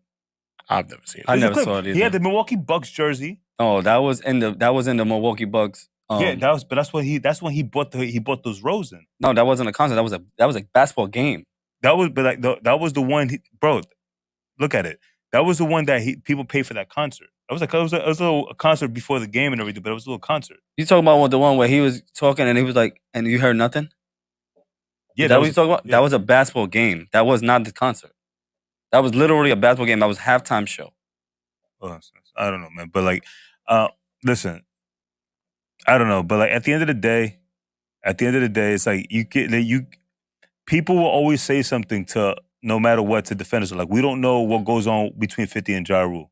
We don't know, but we do know that I do know 50's petty level is at 100, right? We do know 50's petty level is at 100, and 50 always said that he will go broke before they can eat. Yeah, but I think it's dumb to believe anything. Anyone, like real shit that they all both say. Like, you know what I'm saying? Somebody saying, so like one of them is not. Ja Rule can say anything, and you know you can believe Ja Rule, and 50 can say anything. You could believe 50. I'm saying it's either or. You know what I'm saying? But like we do know that Ja Rule has been quiet for a very long time, and then House of Rules. Ja Rule, 50 had spoke on that he doesn't want that shit on there, and Ja Rule had talked about it on VH1. That was like literally, it was a show that, and they were talking about it, and Irv Gotti was over here basically begging 50 on that, and like maybe like a month later, 2 months later, that thing was off the air. Well, to me, from my knowledge about that show from back in the day, nobody watched it. The ratings were really bad. It was actually an interesting show. It was a good show. I liked it. I watched a couple of episodes where I was watching it, but the ratings were horrible. So that is a case to be like, yo, not really, because the first 2 seasons had good ratings. It was the last season that had bad ratings. Okay, so why would I put anything up if it has a bad rating? The last season had bad rating, but the last season is the one that 50 was attacking. Because it was bad, though. You know what I'm saying? 50 was attacking it, bro. Like bro, once people are 50 has a bigger fan base than Ja Rule. 50 has a bigger fan base than Ja Rule. And if he's over here making fun of the dude and they start making clown of him, people are not going to listen to this dude anymore. He has a bigger fan base, way bigger fan base than Ja Rule. He even addressed that too. He was. I mean, I'm gonna just wait for the interview to drop so I can see the whole thing. But long story short, he was addressing that too. He like the narrative is 50 came in and washed the Murder Inc. crew and ended that whole thing. He's like, yo, that's not true either. But I don't know, bro. Like you said, like you stop hearing them on the radio after, like, bro. I mean, it comes down to like when it comes down to like, if you're not hearing them mainstream anymore. Yeah, I'm like, nobody said they stopped their career. I mean, they probably still rapping. But you stop hearing about mainstream. Like, you don't hear about Black Child. You don't hear about Cadillac Ty. You don't like Charlie Baltimore. You don't hear about these people no more. You also don't hear about Lloyd Banks as much. You don't hear about... Well, he dropped Lloyd Banks.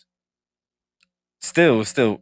You were still hearing Lloyd Banks. You were still hearing Lloyd Banks. You don't hear Yayo besides the interview. Yayo doesn't rap. You don't hear... But what I'm just saying is like there's excuses for why they're not up and there's an excuse why they're not up. Regardless, because but they wasn't that good in the first place. Lloyd Banks... You don't hear Buck anything. Yeah, besides, he dropped Buck. But that's what I'm saying. Just because he dropped them doesn't mean... Yeah, bro, if 50 is personally dropping certain people, and they got, like I said, and he's first and foremost, his whole thing was the Joe G Unit process was that he was pissed off at these people in G Unit because they didn't want to do work outside of rapping. So he was on the verge of dropping because of the shit. So Lloyd Banks didn't want to work. That's what 50 talked about. Lloyd Banks didn't want to work. So all he wanted to do was rap. He said he was lazy. All he wanted to do is rap. He didn't do nothing else. So he dropped him behind that shit. Young Buck got dropped for other shit, and then 50 started exposing him for other things, of saying that he was homosexual and all this other stuff, whatever. So basically, push him off the market. So people stopped messing with him. 28 was the only one that's still rocking with 50, but 28 is a hype man for 50, and he's one of those people that are just like he could just be with him and just be rich just because he's 28 with 50. Right. I don't disagree with that part right there, but I didn't say Lloyd Banks was whack. I fucked with Lloyd Banks heavy. His freestyles and his shit is still going. I know he's still dropping, but I say he's not doing as much. That's just to put it out there. But you saying that 50 and he dropped Lloyd Banks, he dropped all that shit. None of these niggas was signed to Ja Rule. Why is that a switch? They were signed to Murder Inc. and Ja Rule was the big face of Murder Inc. If you take off Ja Rule, you took off the whole Murder Inc.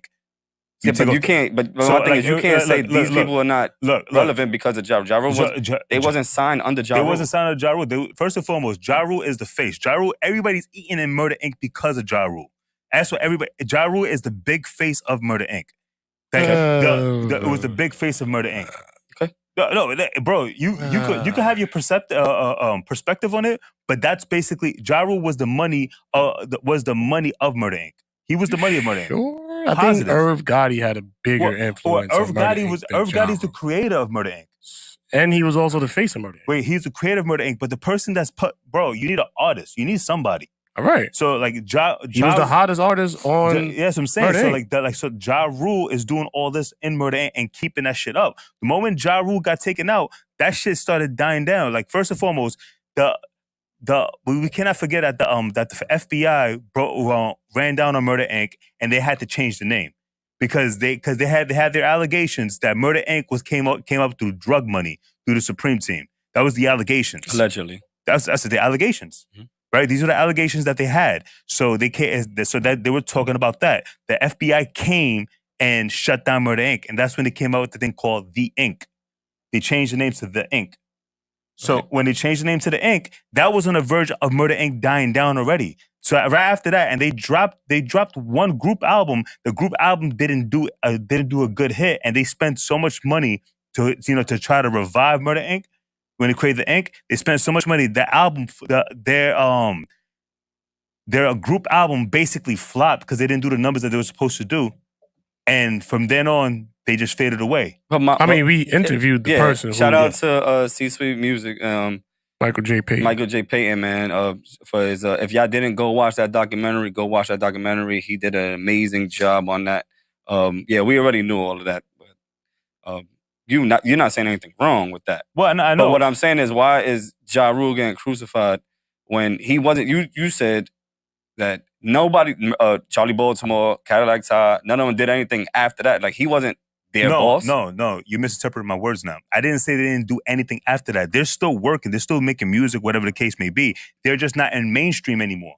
They're not going, bro. You don't hear about them on the radio. You don't hear about unless it's old songs. Yeah, but why is that Ja Rule's fault? That's what I want to know. Why you saying that? Because Ja Rule was the big money of Murder Inc. That's like he was the mainstream dude for Murder Inc. He was literally the. It's like how you have fucking Aftermath and you had Eminem, right? You had Eminem, but Interscope and Aftermath, right? Eminem was the big thing for Aftermath, and then it was passing the torch to 50. And 50 became the big thing, and 50 started his unit records and those other things. But that was like, we had, Dr. Dre had Aftermath before Eminem. You know what I'm saying? But he had this whole thing that Eminem was his big thing for Aftermath.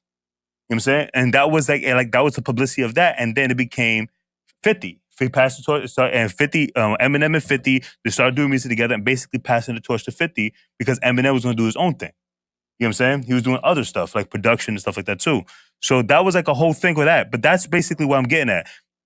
Ja Rule was the big face for Murder Inc. When it comes down to music and going mainstream and everything, he was doing all the concerts and everything. He was the money bag for Murder Inc. So when you take out Ja Rule, you messed up their whole bag. Mind you, these are, like I said, these are the allegations that the people that was out in Jamaica, Queens, that was allegedly invested in the in Murder Inc. Allegedly invested in Murder Inc. When they got Ja Rule out, 50 was attacking that because he wanted to mess up their bag. That was their. If you listen to 50's documentary and Ja Rule's documentary, they talk about that. They talk about all that. That was like that was the biggest beef. The beef was be way outside of hip hop, way outside of music. That was personal beef. That was personal beef. And like I said, the beef was never really with Ja Rule. The beef was 50 versus the Preem team.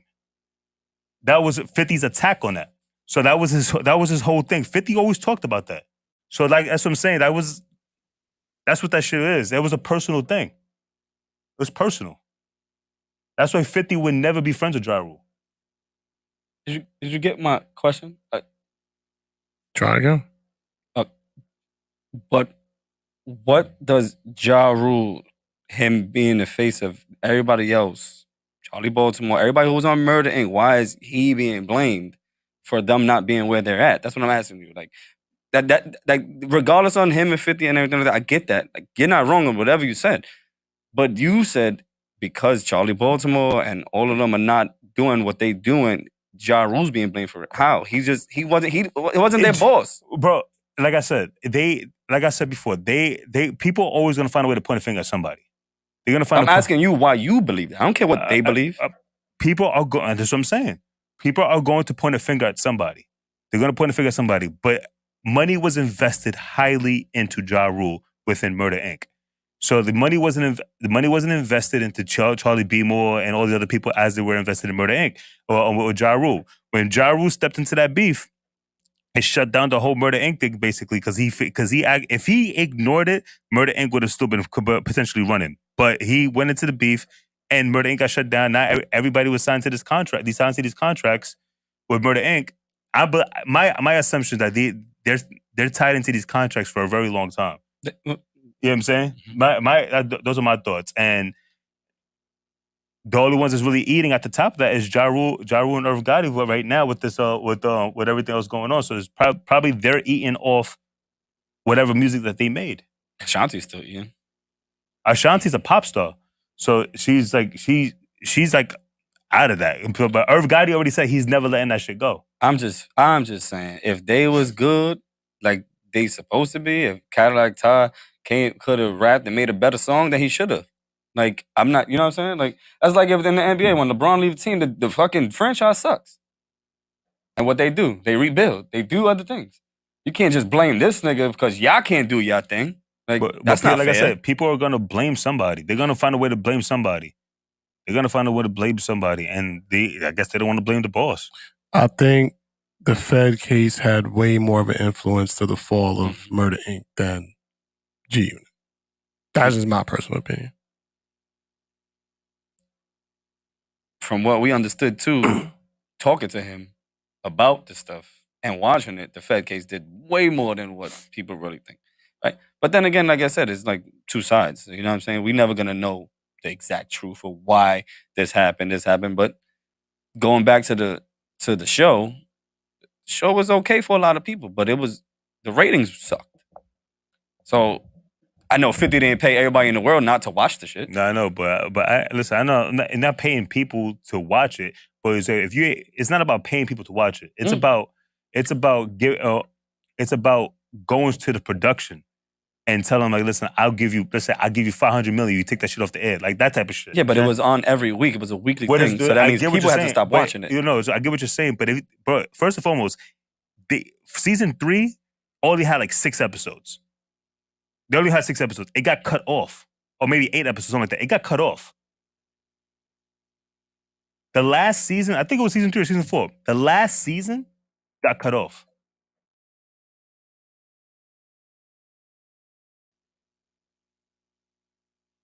Okay, keep going now. No. It got cut off. So they didn't have just a random cancel or whatever. It got cut off. It was just that was it. That's what happened. I liked the show. It was kind of pretty interesting. You get to learn about Ja Rule's family and all that, whatever. Because I mean, his son looks just like him, and all that. It was an interesting show. Yeah, I liked it, but a lot of people didn't like it. That's what I'm saying. So it's like, but a lot of people also get. A lot of people I know that listen, that a lot of people don't like Ja Rule I don't know, because like Warren said, so yo, like, I fuck with 50, whatever, because he likes Ja Rule's music too, but I fuck with 50 because 50 did such and such, whatever. That was people have emotional ties to it that a lot of people have emotional ties to it that they just fuck with 50 better because they feel like he ended Ja Rule's career. Man, like, bro, like when you have rap beefs, so usually rap beefs they conquer and they take people out. I'm saying they take people out in the careers. Like when Rick Ross went against 50, right? When Rick Ross went against 50 over some shit, whatever, 50's music started fading off of mainstream. 50's But music, nobody attributes the fall of 50 Cent to be Rick Ross. Well, that's what I'm saying. But like there's people that are not. There's a lot of people that did listen to the rap beef. You know what I'm saying? There's a lot of people that Yeah, but based off the logic you just gave from G Unit and Murder Inc., I could say that for Rick Ross and 50. Yeah, that's what I'm saying. But you can say the same thing. But all I'm just saying is like there's people that look at the flaw, look at the fall of that. Like Rick Ross and 50. The moment Rick Ross went against 50, and then Rick Ross went against 50, and 50's music started fading out. Rick Ross's music started blowing up even more in the mainstream. It started blowing up more and more and more. So that's like that's what these rap beats usually what happens. It's like their music starts to prevail a lot more than the previous artist, and they start taking their fans. That's what happens most of the times. I was just on the World Wide Web, and I found this pretty interesting. The indictment came in 2003. Ja Rule's last hit was in 2004. It's crazy because his song "Body," that should have hit. What was his last hit? New York. That was his last hit? According to his top, let me see, his number one hits. Oh, as a number. Oh, okay. Yeah, New York, and then that's when 50 went against Fat Joe, Jadakiss, and Styles on all those other people because Jadakiss and Fat Joe were on that song. He was like 50 said it himself. He said that song was too fire that he said he couldn't let that song go. So he was like he would start attacking everybody for that shit. He dropped New York and Wonderful, which were both Wonderful. R. Kelly, right? Then there was a song called Body Body should have been on the top 10, but it didn't get momentum. It didn't get the momentum. Wait, did this? So wait, you were testing that to 50 Cent though? What? Like the reason why that was his last? Yeah, I'm attaching that to 50, yeah. Okay.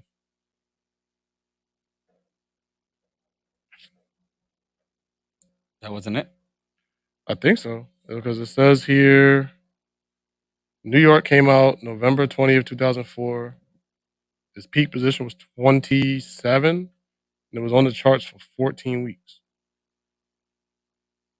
That was the last one. Yep. And then, but the year before that was when the indictment started. Very good interview though. If you go watch it, please, because that was a very, very, very good one. Let's see. I just think that what you're saying though, a lot of the stuff that's gonna happen is gonna cause a lot of controversy because people want to still sit down and just believe like what 50's saying is true. You know what I'm saying? Like we never gonna sit down and know the exact truth about it. Did he buy the front rows? No. But then again, not saying that Kev was wrong from what he's thinking, but he also thought that NBA performance was the thing. You know what I'm saying? That's just visual things. You think I'm a conspiracy theorist now? No. I'm not saying you're wrong, but I'm saying is we're never gonna know. You know what I'm saying? Yeah. At all. I think for all these years, we've only really been hearing from 50 Cent's perspective, which is fine. But for me, I'm a fan of both of them, this was my first time hearing Ja Rule speak so bluntly about, like, he was answering whatever, he was like, whatever y'all want to know, for the most part, I'll answer. But he was like, I don't want to talk about it, but because y'all want to ask, I'm going to speak about it. And he spoke.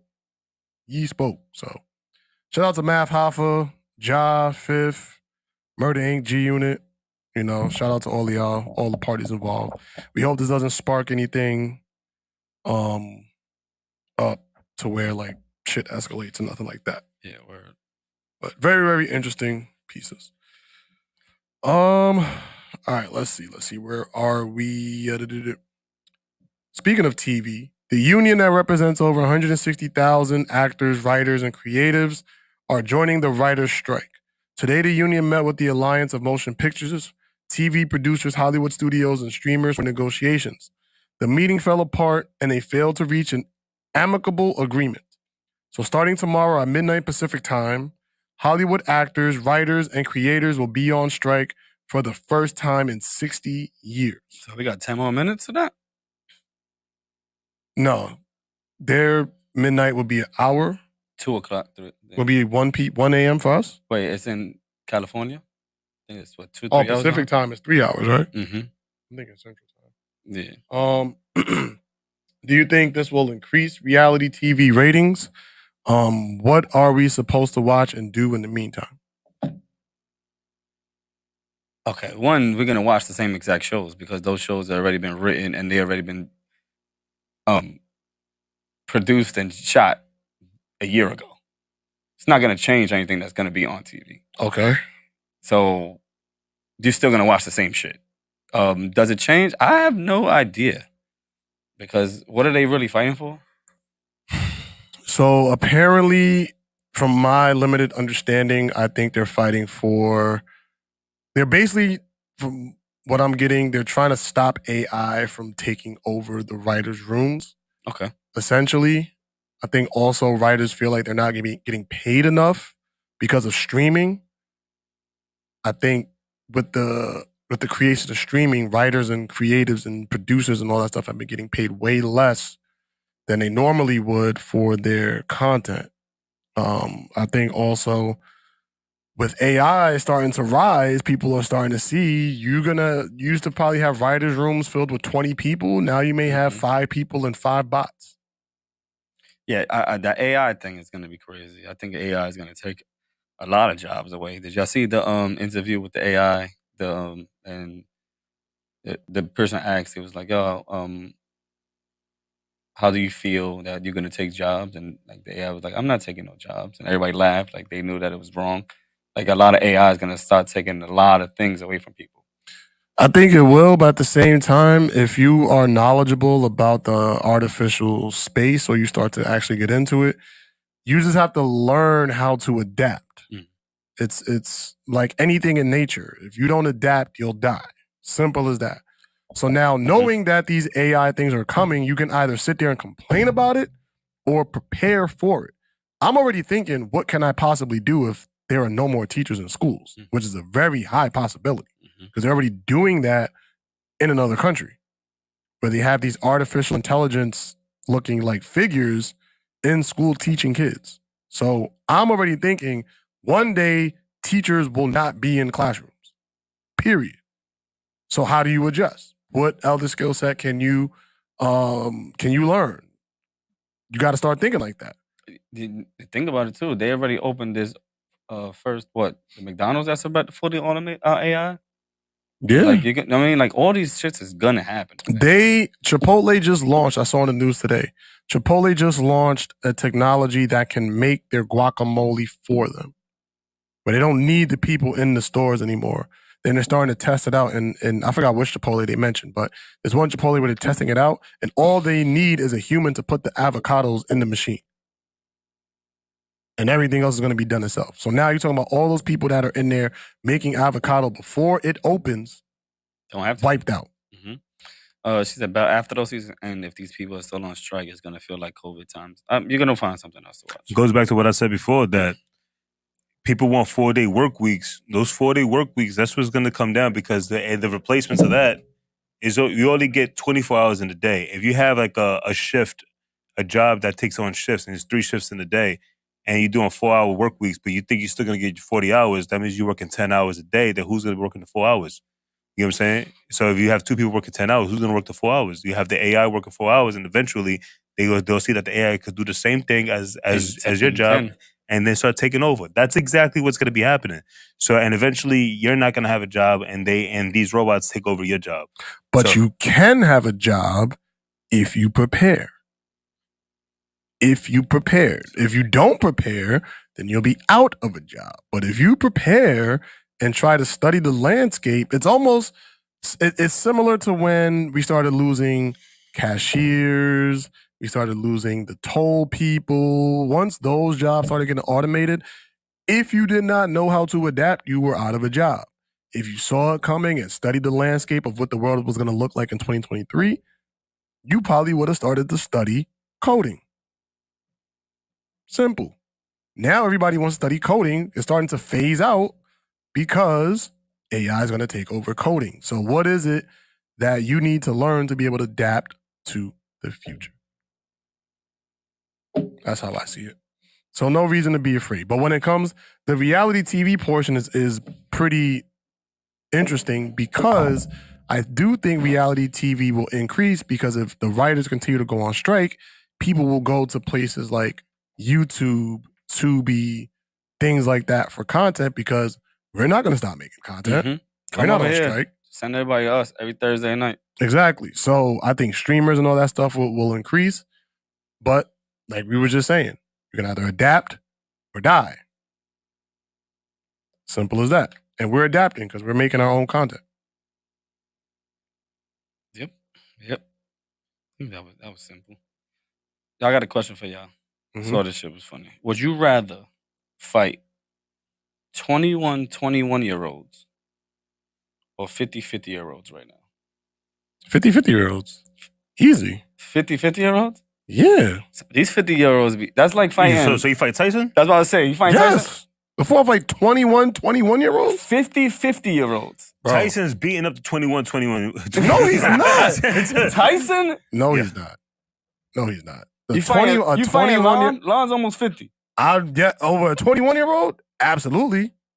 These 21-year-olds, all they do is smoke vapes. Mayweather is 50. Yeah, but I mean, you're naming the top of the top fighters in the world. It does matter. The average 50-year-old is not Floyd Mayweather. But the average 50-year-old is still younger than what a 50-year-old would be before. Like they don't matter. First and foremost, most of these 21-year-old dudes on fucking drugs already. And these 50 are not. Right. Most of these 50-year-olds got beer bellies and chilling on yachts. But they're not on drugs. So it's like straight out of college 21-year-old. 20-year-olds have way too much energy. They're going to fight you for 30 minutes.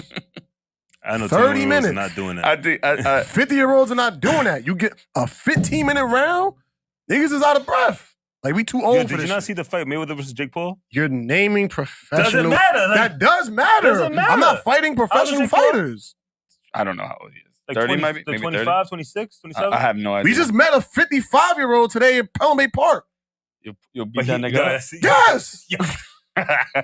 Yeah, that was great that he was 55. I thought he was 70. He was 50. Exactly. He was 55. But I think it goes both ways, right? Because there's gonna be 50-year-olds that look like that, and there's gonna be like some brolic ass 50-year-olds. And that I will feel fuck like you the up. latter part is rare.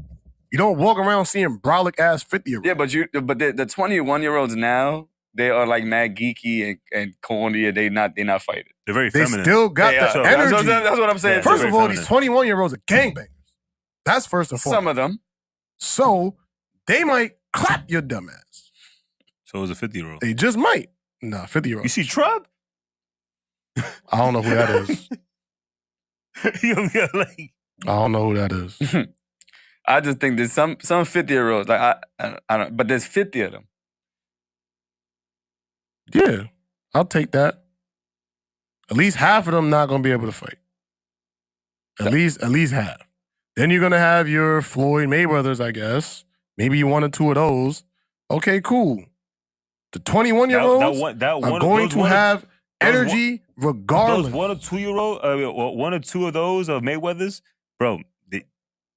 Those 1 or 2 Mayweathers are gonna whip your ass. That's not, there's a reason why you don't see too many Floyd Mayweathers around the world because 50-year-olds and being in that type of shape is rare. It's damn near impossible.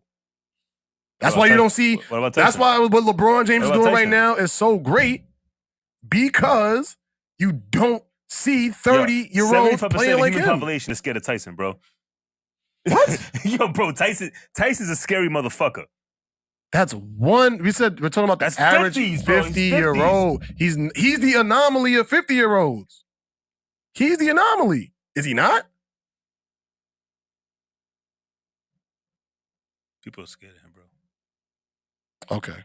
And people were scared of him when he was 21 years old. Which Tyson would you rather fight? 50-year-old. Exactly. Tyson? I'm fighting Exactly. 50-year-old Tyson. You taking the 21-year-old? Huh? He know. He know. he ain't even got to answer that. He know. I think the 21-year-olds. Okay. You rather fight 21-year-old Tyson than 50 Tyson? You know, 50 Tyson. 50 Tyson? He's actually a person. 50 Tyson, Yeah, I think. 50 Tyson is the person, though. That's the actual Would person. you fight 50 Tyson? Yo, 50 Tyson. Yo, 50 Tyson. You ever seen 50 Tyson is? I know exactly. He's a mix 50 of 50 Cent and Tyson. I They know. look just like him.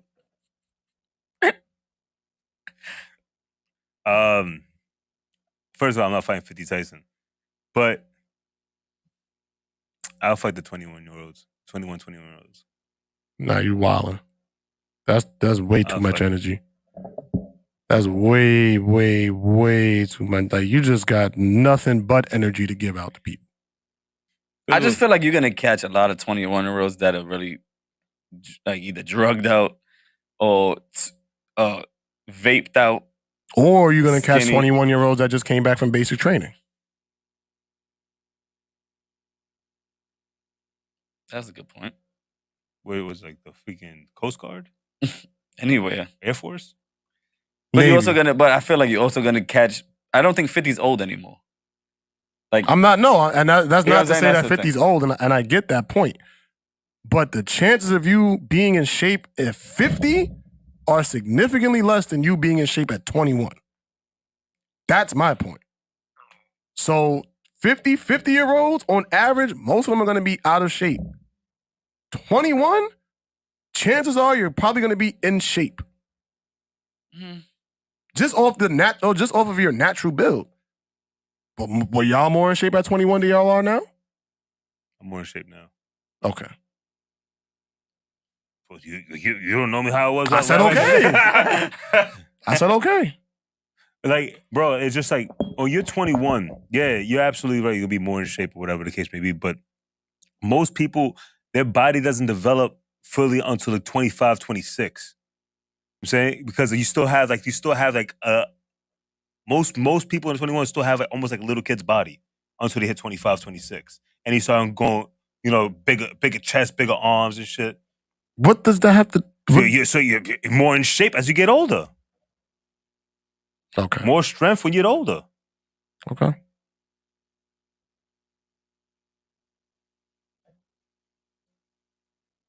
But y'all will all rather fight Tyson at 50 than you would rather fight him at 21. Given everything you just said. Yeah. Okay. Yeah. But that's an anomaly, like you said. Tyson is different. Tyson is scary at 50 and 21. But like rather regular fight people. You rather fight the If 50 If we year walk down the block, right? Let's say we walk down the city, right? And we see 21-year-old and a 50-year-old. What you're gonna want to beat up the 21-year-old when they mad small and shit like that. Instead of a 50-year-old that I feel like more 50-year-olds are in shape now than ever. That's what I'm just saying. 100%. Right? Like you go to the gym, there's 50 This year was olds. Mike Tyson at 21 years old. Yeah, nah, I'm not fucking with Mike Tyson at 21 years old. If that's the final boss, I lost. But 50-year-olds right now are very much in shape, and I just don't think 50 is old anymore. Well, just in general, the human lifespan is getting Mhm, longer. mhm. So that makes sense. Mm-hmm. But the fact remains that more than likely you'll be out of shape. Of human age of the humans right now? I think it's like 80 something, I think. Didn't we check that shit? Lifespan of humans.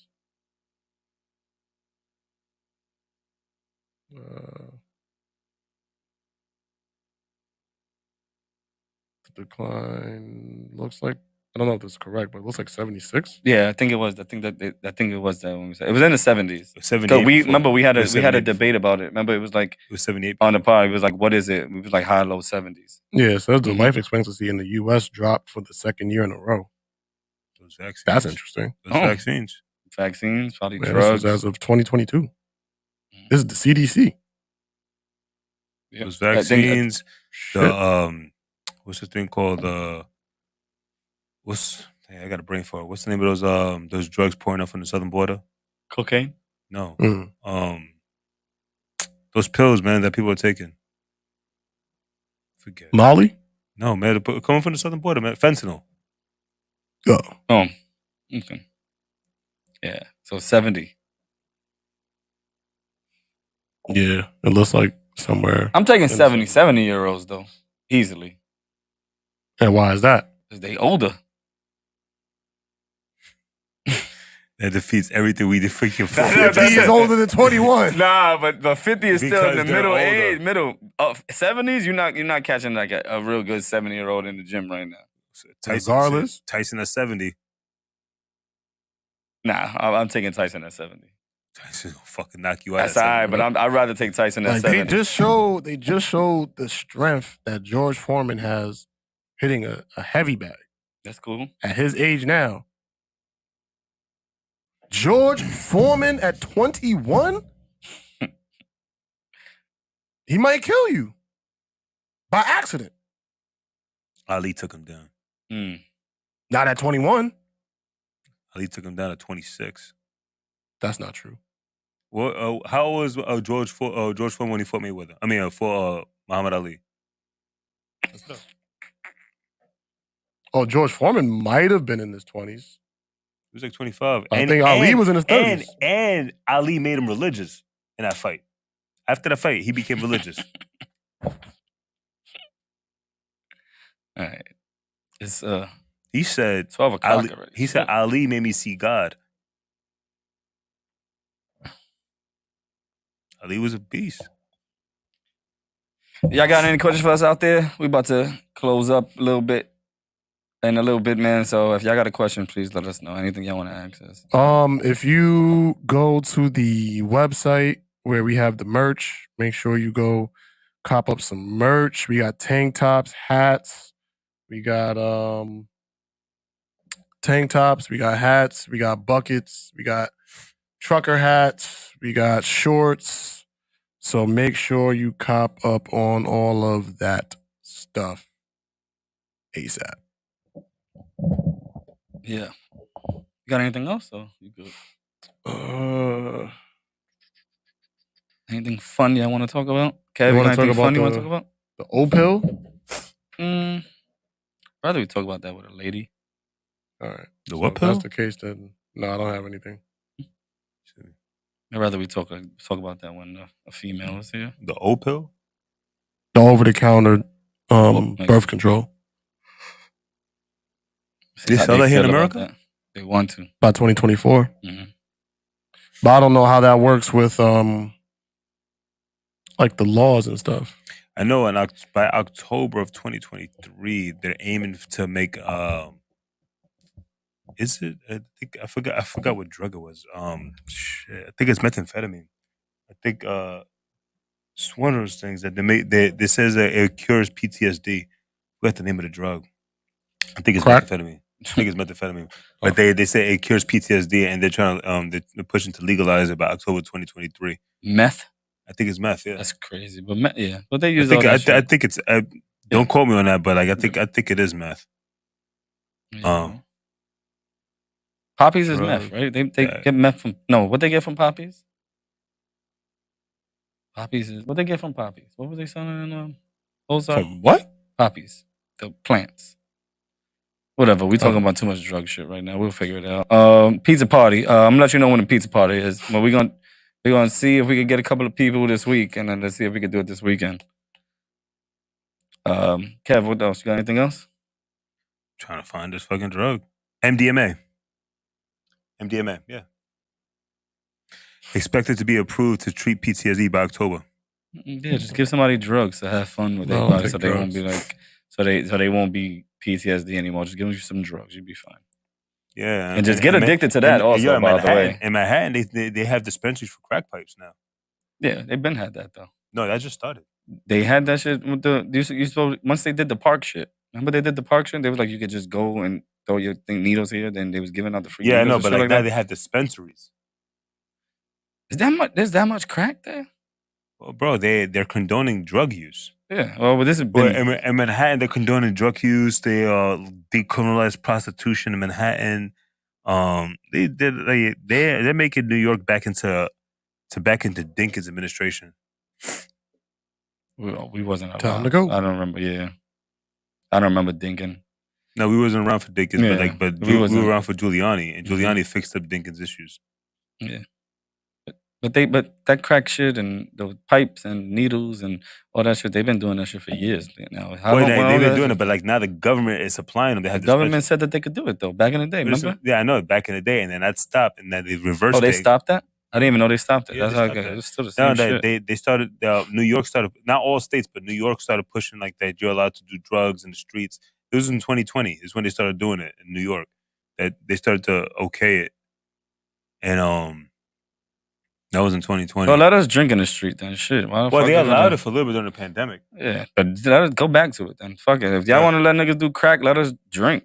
Well, police don't really bother you no more if you drink in the streets. They don't really bother you like that no more. Police really don't do anything anymore. They can't though. Like real shit, they really can't. Yeah, so they don't really care no more. If you're drinking in the street, they're just like whatever. Just let the people carry guns then.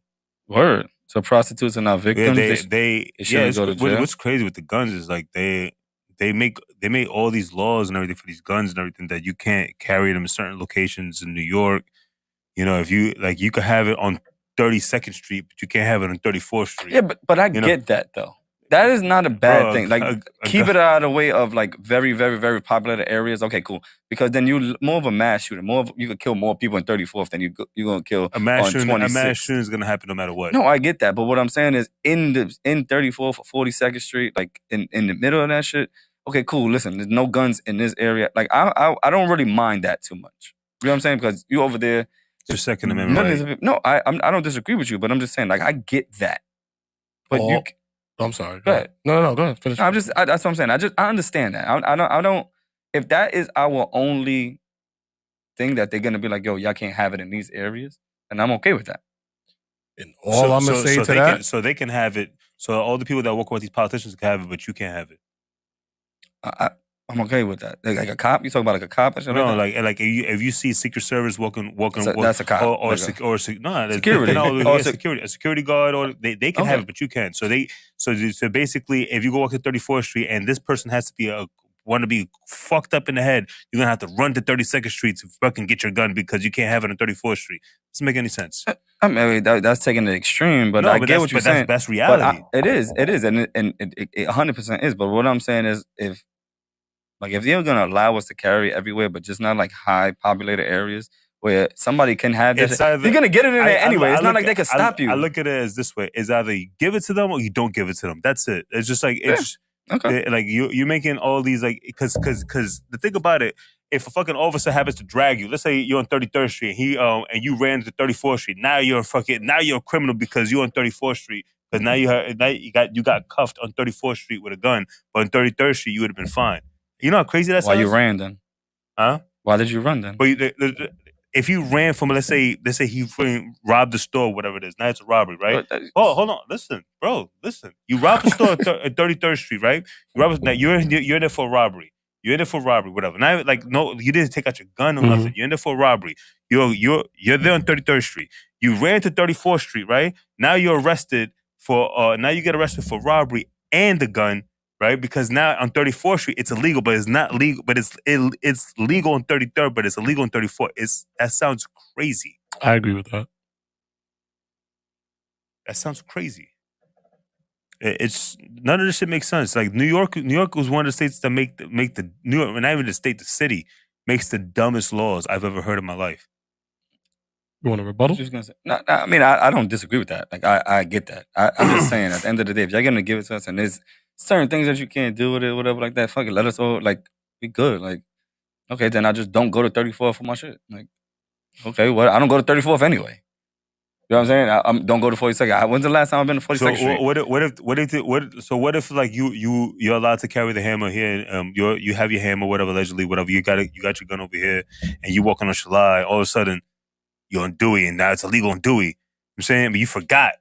But now you're an overnight criminal over there because you just walked in the wrong spot by accident. You forgot. But I'm not disagreeing with that. Like I understand that. Like I agree with you. That would be stupid. But what I'm saying is, in just I could just see the reason and why they could be like, oh yeah, not in these very, very high population tourist area. You know what I'm saying? Like, that's all I'm saying. I don't disagree with what you're saying.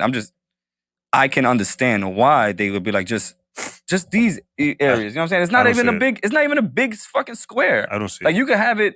All right, you're gonna go from 42nd Street and 3rd to fucking Madison. That's it. It's 3 blocks. It's not that much. All I'm gonna say to that. So like, what I'm gonna say is this: like let's say you run an errands, right? Let's say you run an errands. You go to the city and you have the thing on you, right? You have this thing on you. You want to go to the city. You had to run an errand on 33rd Street. Your mom called you and says like, "Yo, can you give me this thing from the Empire State Building, which is on 34th Street?" He said, "Can you give me this thing for 34th?" Oh man, I can't go because I have this ham on me. So I have to go back home, drop it off, and come back. You know how crazy that sounds? All I'm gonna say to everything that has been said is attackers attack gun-free zones. I agree. Got the beer if you're not gonna drink it. Attackers attack gun-free zones. So if we all know that you're not allowed to have guns on 34th Street, attackers are going to look at that as a place where they can do damage. No, I agree with that too. But then again, if everybody is gunned up and if you don't want that shit there, then put more security there. You know what I'm saying? Like have security with guns. Why can't you secure yourself? All right. First of all, how many people getting shot right there right now? Well, right now? You know what I'm saying? It's not gonna like we talking about. Does it happen? It will happen. Realistically, why would you rather put your life in the hands of help of somebody else instead of your own? Okay, you're right. But it's like New York's laws are the dumbest laws I've ever heard in my life. It has the dumbest laws. Like you're not allowed to protect yourself in any way. Okay. If I'm in your place, if I'm in your own home, and I assault you in your own home, and then you murder me, you are going to jail in your own because you protected yourself. You know how insane that is? Okay, but no, I'm just saying. But you know how insane. So it's just New York has the dumbest laws.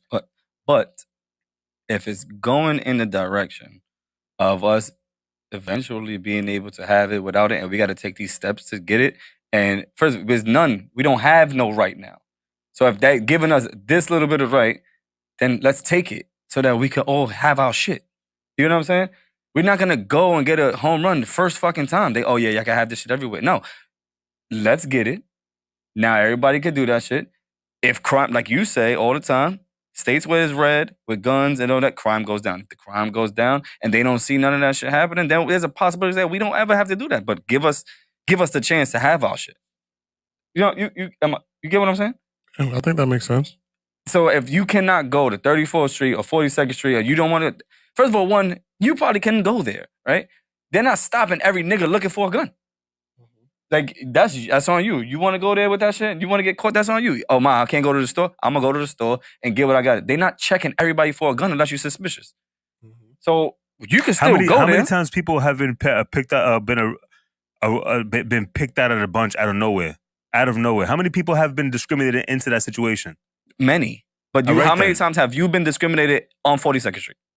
Plenty of times. How many? Plenty of times. How many? Plenty of times, bro. Like how many is plenty? Bro, more than 20 times, bro. Like more than 30 times, bro. Like it's a lot of times I've been discriminated in that shit, bro. Bro, and this is like I said, these are young people. I've been young. When I was young, I've been discriminated into that shit many times, bro. Was you doing something stupid? No. Okay. No. It's because it's all about how I'm dressed, bro. Like, it's been like that. Okay, so now, and if you're able to be a gun, and you was going to work, and you had your suit on, and all that shit, and you just wanted to take a walk to 34th Street, are you gonna get discriminated against? Well, if you bring back stop and frisk, then most definitely. But that's not what I asked, bro. Bro, but you gonna get? Bro, these are the points, bro. These are points. If you bring back stop and frisk, that's definitely gonna be happening. All right, is it here now? Stop and frisk is not here right now. Okay, no. So if we had this bill now where you could just have your gun and you just cannot go to this area, will you get stopped if you go somewhere? You never know. Oh, you never know. All right, cool. But high chances is you're not gonna. There's been plenty of times all of us niggas went to the city. We went to there. We drove. We did that shit. We didn't get stopped. We didn't get none of that shit. If you ain't doing nothing wrong, you ain't doing nothing wrong. They're not gonna check Well, you. hey, listen, absolutely, and you hope all you could do is hope for them to do the right thing and do the right job. But at the end of the day, a lot of people here in New York don't know their own fucking rights. Like I guarantee you don't know your own rights. You're absolutely right. So this is what I'm saying. I guarantee, like most people do not know their own rights here. So if a fucking officer stops you and then all of a sudden just search you, whatever it is, you don't know the reason. You think he's doing the right thing, doing his right job because you. For whatever reason, and all of a sudden he sees the hammer on you, his statements are going to be other than what he stopped you because he did it wrong. Don't get stopped. Huh? How many times you go to the city? How many times have you been stopped in any one of those places? Never. Thank you. Thank you. It's also what you doing. But you know what I'm saying? It's who you with. It's like if you going down there with your niggas and they acting a fool, why you got the burner on you for? You get what I'm saying? Like it's like you could do that. You could say that this shit happens, all that shit, but nigga, as a human, as a fucking adult, as somebody who understands what the fuck they gotta do, be smart, dummy. And it's also in New York, you have to have it in a holster, so you have to have it showing. We're hypotheticalized right now. Like, you can't do that. Yes, we are because we don't know what the rule is. We don't know what the rule is. You know what I'm saying? You can look up what the fuck the rules are right there, all there in Congress.gov. You can look up all the fucking rules. We're saying if they allow you to carry, you're telling me. So do you have to have a holster in Texas? You're just telling me. You have to have it in a holster in Texas. No, and Texas you can have it in your pocket. Oh, and what about Philly? And you have to have it in a holster. Philly got the holster. A holster. The handguns could be one in the front, but you can't have like 6 of them on you. But most of them has to be in a holster. So most of the places that you know of are without holsters or with holsters. Let me just ask you that. Holster, most places are with holsters. Okay, so what is the issue if we have it here like that? That's what I'm saying. And you have to have a holster, but it has to. But it's over here is not a concealed. It's not a concealed state. This is not concealed. You have to show it. Like you have to, like, bro. You have to know. You see, and the reason I'm bringing this up because you talking about laws, this, laws, that. So I'm like, so I'm a reverse to laws to you because you can't talk about laws, this, and then talk about, oh yeah, I'm hanging with my friends. I got the shit on my waist. No, you have to have it. You have to. It has to be shown. Okay, you got it because that's dumb. Like you got it. I'm trying to look up I'm just saying, it doesn't. If you have to have a holster on it, and that's our right, and we got our permit to carry, then we good. They're not stopping everybody with a fucking gun. They don't do that in Texas, right? If you have, they don't do that. If you have it on do they do it in Texas? You have to show it. Do they do it? Do they stop everybody wherever the fuck you said it's a holster? Do they stop everybody like that? No, Texas is constitutional. That's what I'm saying. Texas is constitutional carry. You don't have to put it on a holster in Texas. Okay, so Philly, they don't stop everybody with a fucking gun. And Philly, they're not allowed to stop you for it. They're not allowed to stop you for it. So you're gonna tell me that if you was here, they only gonna pick you out of everybody? And first and foremost, like I said, if you make it into certain locations that you're not allowed to carry it, they could you're on 33rd and 5th. You walk across the street to 34th and 5th. You're a criminal on this block, not a criminal here. So situations happen. I'm like, bro, you don't know, anything can happen, bro. Like this thing just started, and this thing just started. So a lot of people don't have guns right now because the laws are very tricky here. So a lot of people are very skeptical even carrying because it's very tricky here in New York. Because you could be a criminal on one street, but the next street you're not. So people don't want to go through it. So people are not carrying it because of it. Not one time did anybody disagree with that. We said yes, we agree to that. What I'm saying is, if they gave us the opportunity to carry our guns, because everybody wants guns, why not just fucking take what they give us until we get more? They like I said, and am I bugging? I hear you. They make it difficult here. We didn't disagree with that, Kev. So for example, Maj Toure, right, who we also interviewed on 40Central. So if you haven't watched that interview, go to look up Black Guns Matter. Maj Toure with 40Central, we interviewed him. He's actually responsible for leading the charge behind the gun law changes here in New York City. So to Justin's point, I'm gonna try to correct me if I'm wrong, if I'm summarizing this incorrectly, but it sounds like to me what you're saying is at one point we had nothing. Now we have something.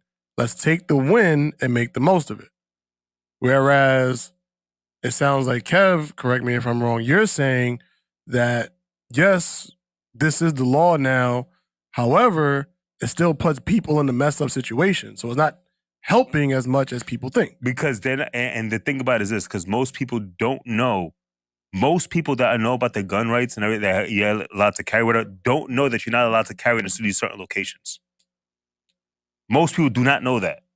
And that's an issue because they don't promote that little thing that you're not allowed to carry in these certain locations. So you will be walking and you have it showing, you will be going to jail because you are not supposed to be in this certain location for it. It's a system for it. I think an even better example of that is NYCHA. Yeah, you can't have it here. You can't have it in NYCHA. You can't have it in NYCHA. So where I live, which is technically my home, I can't have it. But then if I go across the street or up the block, I'm not a criminal for the. This is what I'm saying. Like, what if you work, let's say, work at Uber Eats or whatever, right? And you have it with you, right? You work at Uber Eats, whatever.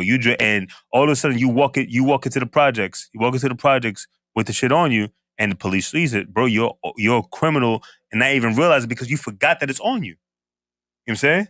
You feel like it might just slip your mind that you forgot that you had the shit on you. You've been walking around the whole day with it. Now you're like, this is what I'm talking about. These are the shits, like, bro, these are system shits that would literally put people in jail for the dumbest things. But nobody disagrees with that. That's right. We agreed with that. Laws on your rights on guns, no matter what, is inflicting on the NRA situations. No matter what. This is your right as an American, no matter what. Like, and I know you're gonna keep saying, yeah, I'm not disagreeing with that. Doesn't matter. The messing with the NRA is a very tricky situation. It's very tricky because at the end of the day, to make it very simple, leave your rights alone. If you're allowed to fucking walk around, Philly has a high crime rate, right? Philly's wild. Very right? high. Philly's wild. Philly's very wild. But the whole state allows you to carry. The whole state allows you to carry the shit, right? The whole state. And Philly's one of the cities that they allow. But Philly's crime rate is high, like for years. Everybody knows Philly for that shit. They have a high crime rate. But they still don't infringe on your fucking right as a gun owner. So do you feel like give us all or nothing? Yes. That's what I said from the beginning. Okay. It makes everything simple. At least you know where you stand. At least you know where you stand because, like I said, you walk around with this shit on you, and you might be like, you could be on like 28th Street. You meet up with JT, and all of a sudden JT's, I gotta go to Times Square real fast, whatever. You forgot the shit is on you. Now you have to, and now you get to 41st Street. You're like, oh shit, I got this shit on. Yo, bro, I gotta go home. Put that shit in your pocket. I'm just saying that they're not going to check everybody. Bro, you get what I'm saying? They're not going to check you. All I'm saying, why pick you out of a million people? That's what I'm saying. And I hear what you're saying, but why do you have to go through that? Because that's what they put. But that's what they put. But that's why. And you okay it? Do we have any rights? Are we able to have our guns? Okay it? Yeah, I would okay it because we have rights to have our guns. Yes, I would. If I got to put it in my pocket and walk around and be nervous for 2 minutes, but that's illegal. And I would be. I'm putting it away. Yeah. But what I'm saying is, so why would you have? Hold on, just to walk with your friend, to walk to a location, why would you have to engage in some illegal activity? You didn't realize it was. You don't. I agree with you that you don't have to. Even though it's harmless, but to do something illegal. If I gotta walk that way, I gotta walk that way. I gotta put it in my bag. But like, it's not that much of a big deal. I'm not thinking I'm getting stopped. But for you, it's not a big deal. A lot of people don't like doing illegal shit. Okay. But still, at the end of the day, if I just can't go down these 3 blocks, it's not killing me. Sorry. I don't have to go to 34th Street every day. I don't have to go to 42nd Street. If it's not true, where's it? Hudson Yards, is it, right? Hudson Yards? What is it? It's Hudson Yards, Times Square, Financial District, parts of Lower Manhattan, of Lower East Side.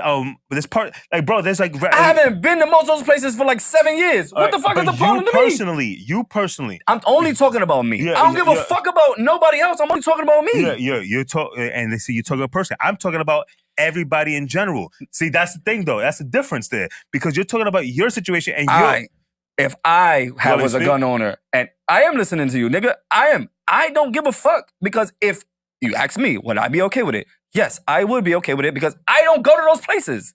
If I could go anywhere else with my gun, why the fuck do I give a fuck about those 5 places I don't go to? All I'm saying is this. All I'm saying, and I agree with you. You can have that thought. You're entitled to have that thought. What I'm speaking is that most people don't have that thought to do illegal activity. People don't like engage. Some people don't like engaging in illegal activity. You know what I'm saying? Some people don't like engage in that shit. So if you gotta, oh shit, I have this on me. Let me put this away right here. You can't do that. But by all means, some people don't like doing that. So I'm like, you know what? I'm gonna wait right here on 41st Street. Wait till you're done. You know, so it's like, okay, what's the problem with that? It's stupid. It is. Nobody's saying it's not stupid. It is. So why would you ask what's wrong with that? Because I wanted to know what was wrong with it. It's stupid. So the fuck what? We are getting some of our shit. It's about the possibility in the next 10 to 15, 20 years, we could be all, y'all can have guns everywhere. But it goes back to what I said, that because when they talked about your rights on guns, here, when they talked about your rights on guns in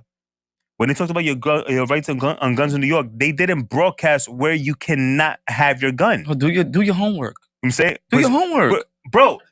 If it wasn't for me telling you, wouldn't have known that. I don't have a gun. What the fuck I need to know it for? But if you would have had your gun, you would have known that. No, if you're gonna go get a gun license, they should be able to give you you can't go. They should tell you that, right? If they don't, that's fucked up, right? But actually, do your due diligence and figure out what the fuck you can and cannot do. That's it. We're grown. We're adults. So people are just gonna try to get. Don't be dumb and be like, I just got my gun, I'm gonna go anywhere with it. But what the fuck? Like, if you need to realize, you should be able to. Nobody's saying not to. But what I'm saying is, do your homework, my nigga. Like, don't be stupid. I mean, isn't that the first rule of Satanism? Yeah, I was about to say that, and I didn't want to say it. Did you? The fact is this. You take a drive, right? You take a drive. Let's say they're doing like a random raid in the fucking Lincoln Tunnel. A random raid in Lincoln Tunnel. The Lincoln Tunnel is about a Hudson Yards location, which is considered Hudson Yards. You are in Hudson Yards location right now. You going to New Jersey, what New Jersey allows you to carry. You go into Pennsylvania, whatever. They allow you to carry in these states. You're allowed to bring your weapon there. They happen to do a random pullover in Lincoln and fucking Lincoln Tunnel, right? A random checkpoint. The gun is there. What happens to you? Can I ask you a question? When's the last time you went in the Lincoln Tunnel? You get what I'm saying? There's Lincoln Tunnel. Matter of fact, hold on. I came back around in the Lincoln Tunnel today. Okay, one time. And I worked by the Lincoln Tunnel. When's the last time? I worked right literally on the same block of the Lincoln Tunnel. My point is that, like, I don't go that way. But this is what I'm saying. I don't care. But this is what I'm saying, though, because in Jersey, you're allowed to have this shit with you. In Pennsylvania, you're allowed to have this shit with you. You can have it in Jersey? Yeah. Never knew that. Bro, the whole country went into constitutional carry because the federal government, federal judges approved your constitutional right. That's why New York is allowed to carry now. Because it got approved that they are not allowed to infringe on your Second Amendment, and New York still persists on fucking infringing on your Second Amendment. That's the shit. And then it takes years until like the state starts to do their own shit, whatever, or for whatever it is. And then the federal government goes and says, this is wrong. Okay. You can't do that. But and then all of a sudden now there's people that went to jail for nothing. Okay. Yeah, it is. Okay. But is there a possibility if we start something, we can get more? What the fuck are you talking about? If we start it and everybody's doing what they gotta do, we could get more rights. We could get all of that. You could have it in any places. I'm just saying, let us get our shit and continue. Like, I don't go down Lincoln Tunnel, so that would never happen to me. I don't go to those places, so I'm only talking about me. If the GWB, most of the people don't go to the places that you said. Hold on. If you had to go to Jersey, the GWB was shut down, where would you go? GWBB? GWB was shut down, where would you go? I would use my GPS. I don't know. And GPS is going to route you to Lincoln Tunnel or Holland Tunnel, which they don't allow the fucking hammer there. All right, but so you're talking about on just a random day that they're going to do this random shit and you're going to be there on a random day. In life, when's the last time you got in a checkpoint in the Lincoln Tunnel? In life, anything is possible. Bro, they do checkpoints all the time. Bro, all the time at Lincoln Tunnel. When did the last time you got random checked at a Lincoln Tunnel? When? Bro. If I would have went through that route, yeah, I would have been checked. When is the last time you have ever got checked at the Lincoln Tunnel 4 months ever ago. in your life? 4 months ago. This nigga capping. Yo, it's over. 4 months ago. This nigga lying, bro. 4 months ago. Beige rage. Beige rage. Nigga just say he didn't go there. Beige And then now he want to say he went there 4 weeks ago. No, see, he's not paying attention. 4 months ago. Beige rage. Stop the violence. He's mad because he's wrong. See? Like, listen. I'm wrong, nigga. You see how he's yelling? Bro, You see how he's yelling? no fucking way. You see how he's yelling? He's lying You right now. see how he yells? All right, so when the last time you went down the Holland Tunnel and got stopped? I haven't been in a hot Thank tub in you, years. nigga. Now you don't do that. You I don't don't do know that. how to. I work right next to the Lincoln Tunnel. When did you go to Jersey through the Lincoln Tunnel and get stopped? When I went to Philly. When I went to Philly. I went to Philly for a baby shower not too long ago. Waffle colored Negroes arguing. I love it. We need more of this. Yeah, God we damn. need more waffle colored violence. He's always mad. No, he just thinks that you're lying. Yeah, because I proved him wrong. How so? Just now. Because he says that doesn't happen. Why would you? When was the last time you went to Lincoln Tunnel? Because people do get searched at the Lincoln Tunnel. No, he said when the last time you went through the Lincoln Tunnel and got stopped. Yeah, and got stopped. Got searched. Like they do random checkpoints at the Lincoln Tunnel. They do checkpoints going into Jersey. It's Border Patrol. I'm saying they do random stuff like that. And one day on a Saturday, I got out of work at 3:00 and I had to go to a baby shower in Philly. I went to a baby shower in Philly, and as I drove there, they were doing stops at checkpoints over there, and they looked into the cars, whatever. At the end of the day, they asked me to roll down my window, right? They looked at me, asked me if I have anything in the vehicle. I said, no, I don't have anything in the vehicle. And the other guy asked me, the other officer was looking towards the vehicle. He said, you have anything in the vehicle? I said, no, I don't have anything in the vehicle, officer. He let me go. That's being checked. That's being checked. Okay, it is. That's a checkpoint. That's a checkpoint.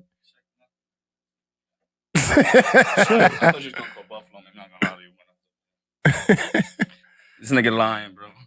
It is what it is. We out of here because I can't take more of this fucking lies. Yeah, it's lies because it doesn't fit his agenda. Yeah. He said, whatever. Everybody laughing. Thank you, guys. You done with the caps? Yeah, you've been capping the whole fucking time. You good? Make sure y'all just go cop up some merch. Go to 40 Central Instagram, hit the link.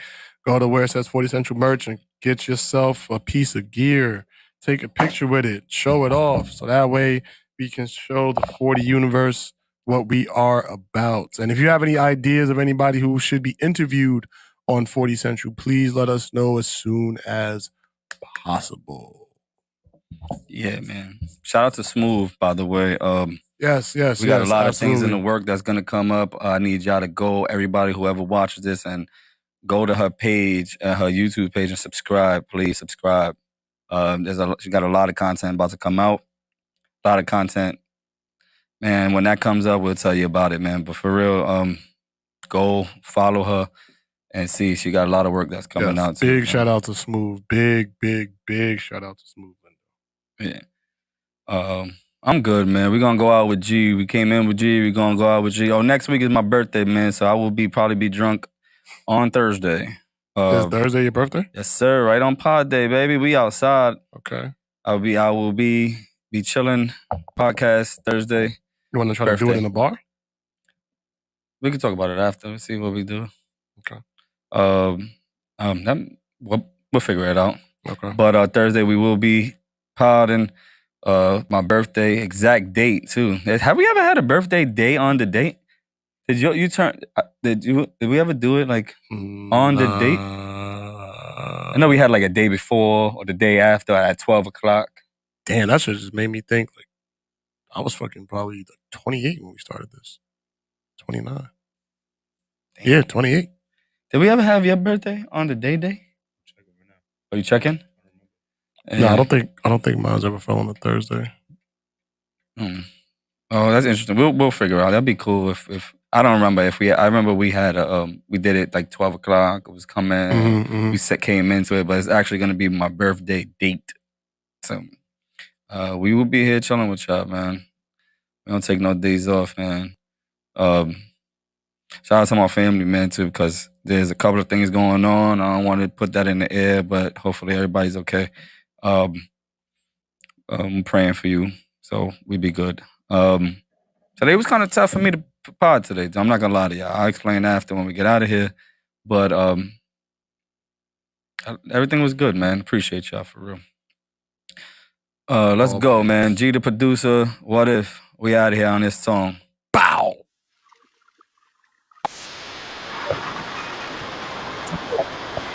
Your mother.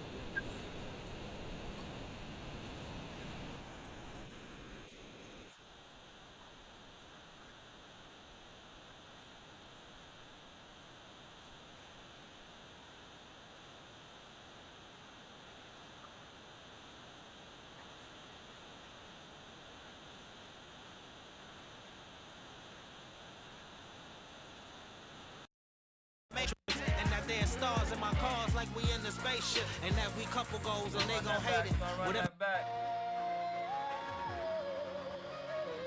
Damn, I ain't know it was gonna be like that, though.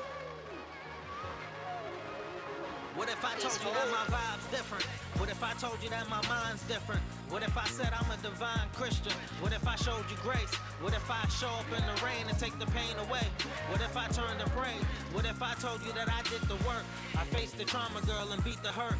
What if I told you that I'd put you first? What if I told you that I see your worth? And even when you doubt yourself, you get what you deserve. What if I told you that I read the scriptures? What if I told you with these words I paint a perfect picture? What if I told you that I'm flawed, but see I'm perfect with you? What if I told you I'm in awe with your perfect figure? What if I told you that my game's different? What if I told you that some gold can make your name different? What if I told you that my goal's to change the game with you? What if I told you every day just ain't the same with you? What if I said I got a past too? What if I told you I got some pain I need to rap through? What if I told you I got the goods to change your bad mood? What if I told you I'm from the hood, I used to trap too, pack too? What if I told you it's a good thing you never knew this man used to make stacks flipping phones like the Jewish man, for real? In every hood like the curve cologne, banana, look, that's the type of curve I'm on. What if I said I need to bar away? For every penny that I earned, I learned the harder way. I was a prisoner to my sins, slave to my ways. What if I told you that my God took the bars away and broke up every chain? What if I told you that you feel like home? What if I told you that my face, baby, could be your throne? Would you believe me or up and leave me? How deep is our bond? I'd do anything to make you mine. What if I said that I love it here? What if I said I checked the streets and there ain't nothing there?